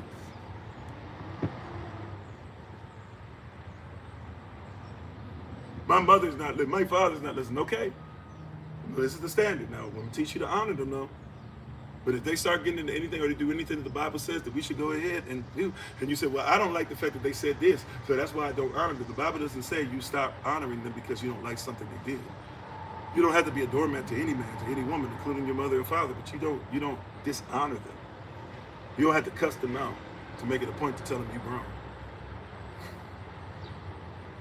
Right? How you doing, babe? My wife is on the Honorable Always check her out on TikTok, YouTube, and the website at Bloom and Flourish. She'll be on tomorrow at noon. and her mom will be on tomorrow at noon. And once again, happy belated born day to Elder Alma. Thank you to everybody who reached out to her. We appreciate you. Thank you for all your prayers as well. That's right. That's integrity. That's oneness. That's oneness. That's integrity. All right. So, all praises to the Most High God. So, the first thing y'all says, if you're going to be a leader, he says, Moses, when you set up this chain of command, here's what you're going to do with your leadership. He says, we already talked about it. He said, you got to train them. You got to make sure that you give them ordinances. Those ordinances lead them towards laws. Those laws should be helping them to walk in the way. And when they walk in the way, that should be something that helps them to do the works. Once you do that, he says, more importantly, first thing, he says, now more importantly, now that you got them in here and we've done the training, now you need to make sure that you provide out of all the people. So this is a provision. See, when I choose leadership, it's not me choosing leadership. Holy Spirit says, this is what is commanded. This is what demanded. And so when I ask you guys to lead, and also when I ask them to lead, right? That doesn't mean you can't call out and tell me things that they're doing that's not correct. And I will make sure that I deal with it the way Holy Spirit says. I didn't say it the way that you might necessarily need or want. I'm gonna do it the way you need. Holy Spirit might say, deal with it this way. Holy Spirit might tell me da da da. Holy Spirit might tell me, hey, tell the person that I did da da. Hey, Holy Spirit might say, tell everybody in public what happened. The Holy Spirit might say, deal with it this way, or I might not deal with it knowing the Holy Spirit is already dealing with them. Right? I'm gonna make sure that I'm doing what I'm supposed to, though. I'm gonna pay attention. But once we did it, it says these persons are provided. So if I say so-and-so is going to be making calls, that's a provision. And as much as you don't like it, that's y'all's provision. If I say this person's going to be preaching the word, that's what y'all's provided. Like we learned from Exodus chapter 17, verses 1 through 7. If you tried against Moses, you're trying against Yah. Now somebody says, see, this is when I don't like y'all preachers. You're trying to say that you better. You're trying to make yourself Yah. No, I'm not. I'm telling you. Try the spirit by the spirit. Try the spirit to see if it's of Elohim. Test it out and see for yourself. If I provide, or if I say this is what y'all provided and we do it and we're getting what's righteous, okay. If I say provide something that's righteous, right, that's wrong, or that I say this is righteous but it ends up to be ratchet, call it out. That's fair. That's righteous. So moreover, this shall provide out of all the nation able men. So I'm not looking for anybody to lead us who's not part of the nation. Hey, you know, brother so-and-so over this, well, you know, so-and-so, they're Jewish. Well, you know, so-and-so is a Christian. Well, you know, so-and-so, they don't believe in the Trinity. But, well, you know, so-and-so, they don't, but they do that. Maybe we should, they're not going to be leaders in our community. Because that's not what I'm called to do.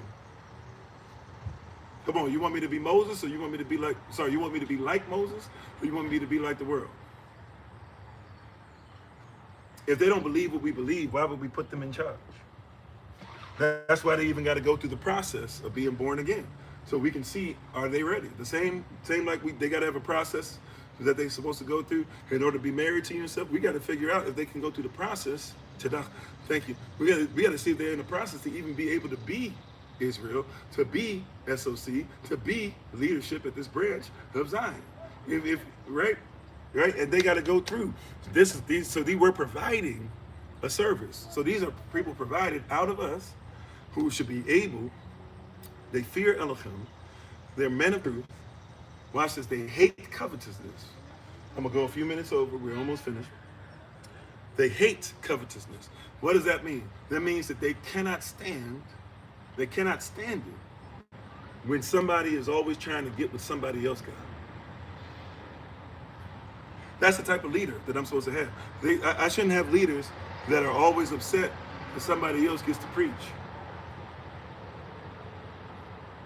Come on, y'all don't pretend you ain't never seen that before. I shouldn't have preachers who are upset because somebody else got to preach, especially when that preacher is present at meetings and stuff when somebody else might not be. Y'all seen that tons of times at church. Preacher don't come around for 2 months, then come back after 2 months, and somebody else is preaching for 2 of the evening services on Sunday, and they mad at everybody else. And it's like, you ain't even been here. And secondly, why would you not build them up? And if they're giving the word, why would you not appreciate it? And if you like to preach so bad, see what you can do to preach. But it's not just that, it gets deeper. It ain't just that. Yeah, choir member, oh yeah, the solos. Why are they getting the solo? Why are they on the praise team? How come he's getting to play this? How come he's getting the drum solo? I don't get the drum solos when I'm there.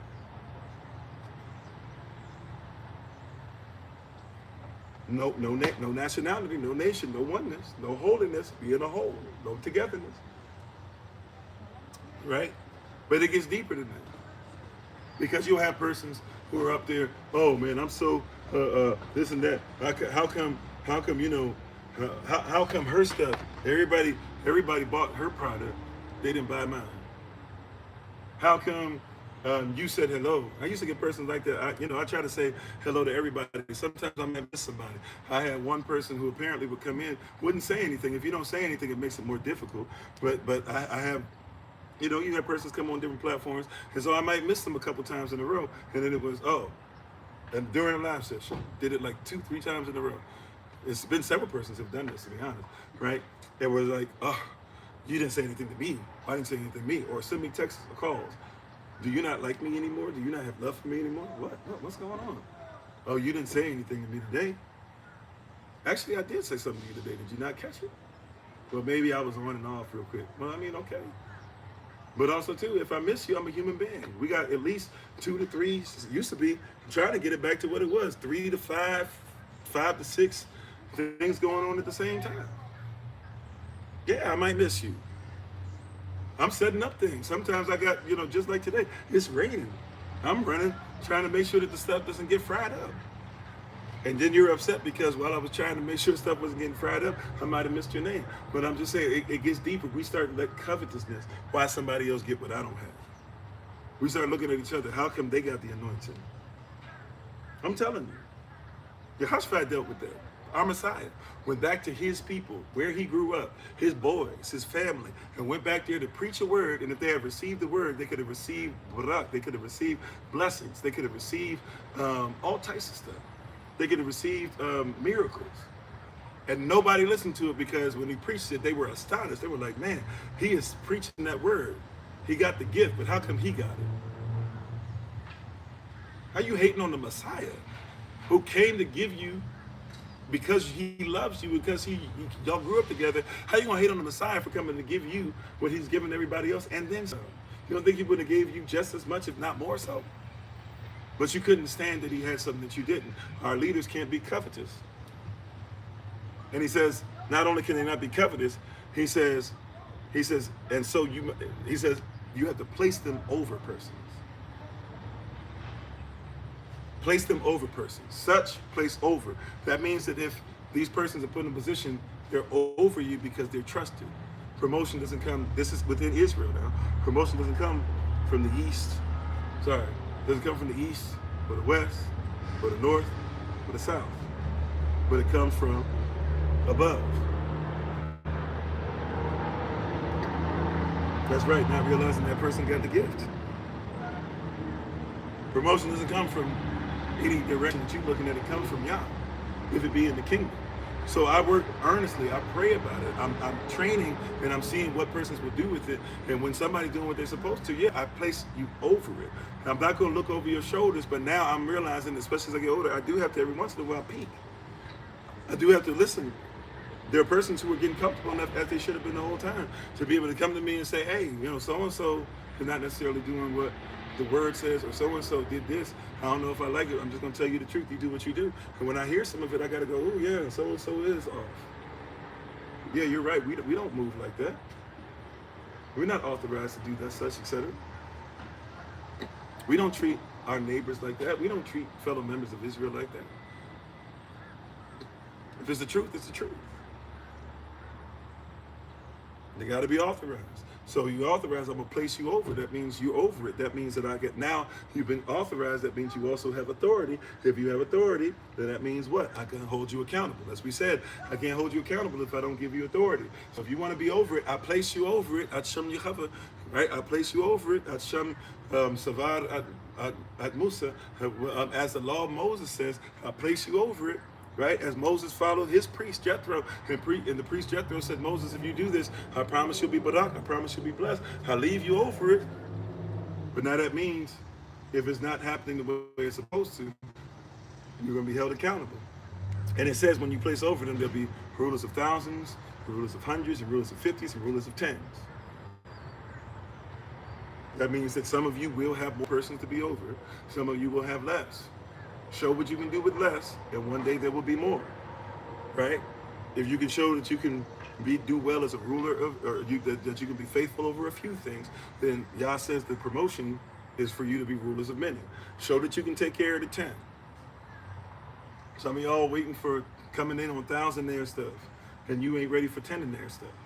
Show me that you can take care of your family before you ask to be rulers of 10. Show me that you can take care of the 10 well, and then we'll train you for 50.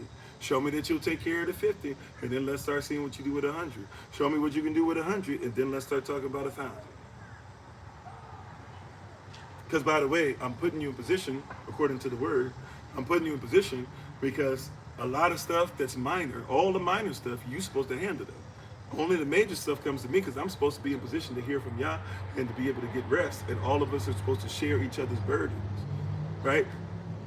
Verse 22, and let them judge the people. So you are going to be called to make the judgment calls over the nation, over the people, for at all seasons, all the time. And it shall be that every great matter they bring unto thee. Every great matter, every matter of extreme importance, there's certain things that pastors need to know about, right? So make sure I hear it, right? You leaders, there should be certain things. You make sure you have an open door policy, but give enough authority and give enough training where they can handle most of the stuff. Certain things, though, you know, that's on you. Even if they know how to do it, they shouldn't be the one that it's on. It should be on you, right? So allow them to be able to bring it to you. But the things that are what? But every small matter, they shall judge. Let them judge the smaller matters, right? So it shall be, watch this, and when you do that, leaders, it says it shall be easier for you. It shall be easier for thyself, and they shall bear with thee. They shall help you to bear your burden. How you doing, Alexandra? This is part of the reason why it's there, is that once again, as it started off with, Moses, you got to do something that's going to break you apart. You cannot handle this on your own. How you doing, Brother Koba? Moses, you cannot handle this on your own. Get with somebody else who can handle some of this and take some of this up and help you to bear this burden. The leadership is supposed to make sure that we bear one another's burdens. And the leader is going to be the one that's got the biggest thing. So look, just as Moses had to do in the last chapter, verses 8, in Exodus chapter 17, verses 8 through 16, he had to keep his hands up, and he had to have leadership that could bring light to it and help him to take care of the holes that he might not be able to see, and help him to even have something solid, a rock, to be able to sit upon. Now we see Jethro comes in and says, I got to help you out a little bit more in this, Moses. You still got too much on your plate. When it's time to go to battle, or it's time to go to war, or it's time, for the stuff that's obvious, you're ready to go ahead and put your hands up, and you're willing to have somebody help you. But you got people that are coming to you all day, and you are actually messing up, because there's no way that, first of all, you can even handle all these people that are waiting in line to hear what you have to say. But then also, you're not training anybody else to lead. If something happens to you, what happens to the children of Israel? How you doing, E3? So he says, let it be easier for yourself, and let them do the burden with you. And verse 23, he said, or take on the burden with you. Verse 23, he says, if thou shalt do this thing, we're coming to a close. This is it. If thou shalt do this thing, and Elohim command thee so. So he says, you commanded. He said, I'm not just saying this as your father-in-law. Remember, I'm a priest, and I'm the one that taught you, right? Hear me. I'm telling you, get in line with your family. Now get things in line with Israel. He said, you're doing a lot of great works, but he said, this particular thing and how you're trying to help the people, you're not doing what's to buy. You're doing something that's going to cause them to be worn out, and you're going to wear yourself out. He said, do what Yah commands, and then you shall be able to endure. And all this people and all of Israel shall also go into their place in peace. He said, you can go home in peace with Shalom, and you'll create an environment where they can go home in peace in Shalom. How you doing, Joseph? Welcome, welcome. How you doing, Joshua? Right? So we need to give out assignments in our personal walk. This is part of Exodus now. It's interesting. We don't talk about these parts in Exodus. We just walked across on dry land. we just desire, we think our only need and the only thing we need to be fed is, he went to Pharaoh. He said, let my people go. Let them go 3 days journey to worship. We forget that sometimes in Exodus and Kemet, you forget that you have such a slave mentality, and you've been worked so much that you think you're supposed to still be slaving. You're supposed to toil. You're supposed to have a job. You're supposed to toil. You got a job mentality where you just toil and toil and toil to no end, and and you think that you're you think that you're blessed because the slave master, or the overseer, the gang of overseers stop cracking the whip for 15 minutes or for 30 minutes, and then you go right back to being a slave again. Can't call anybody, can't talk to anybody, can't spend any time with your family, can't study the word, can't do anything. All you can do is slave out to Pharaoh. But you say that's a blessing. That's a barak that I'm able to be a slave. No. You got to come out that mentality, Moses. Now what we're doing here is you can't do all by yourself. And this is designed for you to have peace in your day. Not to say I work my job. This is what a lot of y'all say, right? I go to, man, I'm not trying to deal with this, man. I go to work, I work my job, I don't bother nobody, I just want peace. I just work my job so I can go home and be at peace. Yah says I want you to be in your work, and while you're doing your work, simultaneously, I want you to walk in peace. It's a different mentality, is it not? All right. That's all that I have, beloved. Thank you so much for being on. I can't do the shout out today. If you'd like to be able to reach out for more information, you can DM us. If you're on TikTok, thank you for being on Facebook and YouTube. You can also you can reach out to us through any of the information in Facebook and YouTube in the description with the video. 202 numbers, you can text. The email address, obviously you can email. Or if you are brave enough to, it's on you. If you're brave enough to, you can put information in the chat. Somebody try to get back to you. If you're on TikTok, somebody on here can probably reach out to you and get you some information that you see on the screen. More than likely, 99% of the persons that are on TikTok with us are going to be persons that you can just, at least in this season of TikTok right now, it will be somebody that you can literally just, reach out, ask questions about, ask what we believe, etc. We're working on, I believe it's for next week, trying to finally get our Haven't Been Led as We Believe stuff getting going. In other words, our grafting sessions. We haven't done one in quite some time, so we want to make sure that if you've never done grafting session, that's what a lot of persons would try to call new members class or something of that nature. We are going to get ready to do something like that again very soon. If you're on TikTok, you should be able to see our information up on the screen now. If you'd like to be able to take a screenshot or write down information on how you can text us, how you can email us. Also too, you can always go to our link tree and then look for information on how you can reach out to us as well. Please, if you're part of the email stream, you should have gotten, or if you're on ministerial staff and the text train, you should have received yesterday. The message that we had out recorded for yesterday was only like 15 minutes or so. You should have had the message from Saturday if you missed it. You should have also had what is it that we're looking for? Oh, you should have had the schedule for the week, this week, Sunday through Saturday. And you should have also had the schedule for September coming up, the major dates. The only one that's different, like I said, September 5th with the 4 hours of power, that's probably going to be put on Tuesday in the evening. So we'll try to get you guys information on that. If you'd like to attend that, be part of that, look at the recording, et cetera, et cetera. But yeah, so all that should be put out. You should be able to see that. If you would like information on that, you can feel free to try and reach out to us, and we'll try to get you that ASAP. And thank you so much. If you are led, yes, thank you so much, Sister Mignon, for that. If you are led, please look at if you'd like to send something via Cash App, via Cash App, Venmo, I guess Zelle, even though we do it through another account with Zelle. I think we have Apple Pay, a lot of stuff, whatever the case might be. So if there's something you'd like to give, we're starting to get stuff back up. We've been trying to help persons out as much as we can, so thank you for giving. We're still trying to be frugal at this season because we need to make sure that we stay on track. Feast of Tabernacles is coming up, so that within and of itself, we need to make sure that we've got enough to take care of everything, and if we need to get extra things and help people with travel if we can, and things of that nature, if we can, but we're trying our best to make sure we get that stuff together. So thank you all, I appreciate you.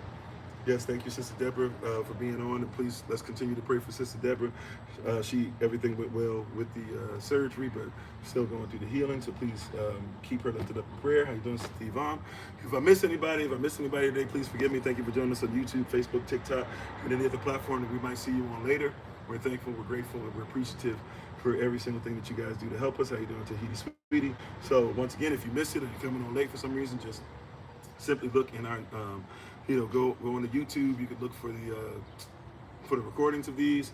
And we have the playlist that we're doing right now. This is our Exodus series, so you can just look for hashtag We Be the Nation Exodus, and you should be able to catch up. If you are just joining us recently, or if you just need to catch up on today, you can go there and listen to it. I will be on later this evening at 7:30 p.m. New York time for hashtag Real Talk, and then ourselves, and then those in the DMV and those in Baltimore and those in between, and those who would like to meet with us on August 22nd, on September the 5th, and on September the 12th. We'll make sure that we have a meeting with you guys soon.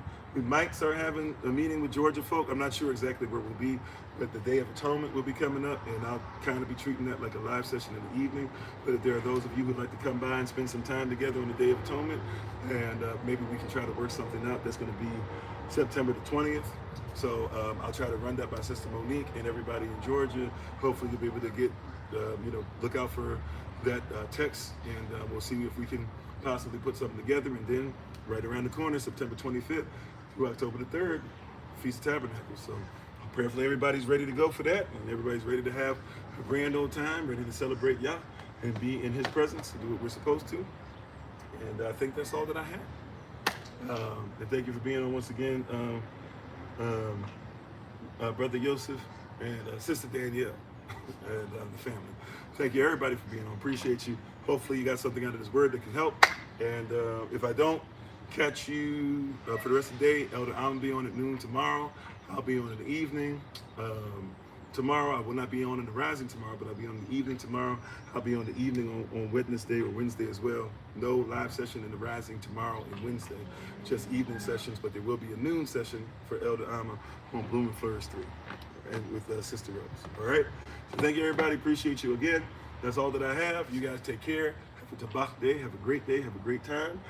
And thank you so much. Hopefully, once again, you got something out the word. I'll leave the information up on TikTok for a little bit after we close. And to everybody, once again, look in the description with the video. Thank you again. No shout out for today because I'm in a courtyard somewhere where it'd be too much noise. But thank you all again. Appreciate you so much. You guys have a great time in Yah. Continue to do great things. As always, we give our honor and praise to the Most High. We give praise and honor to him for my wife, the Honorable Amma. And remember, as always, beloved, that you are loved. You're necessary, you're majestic, you're fearfully and wonderfully made, and you, which is all of us working together, will be the reason why people who are in this system no longer have to be of it. All right, shalom, take care. Thank you again. Peace.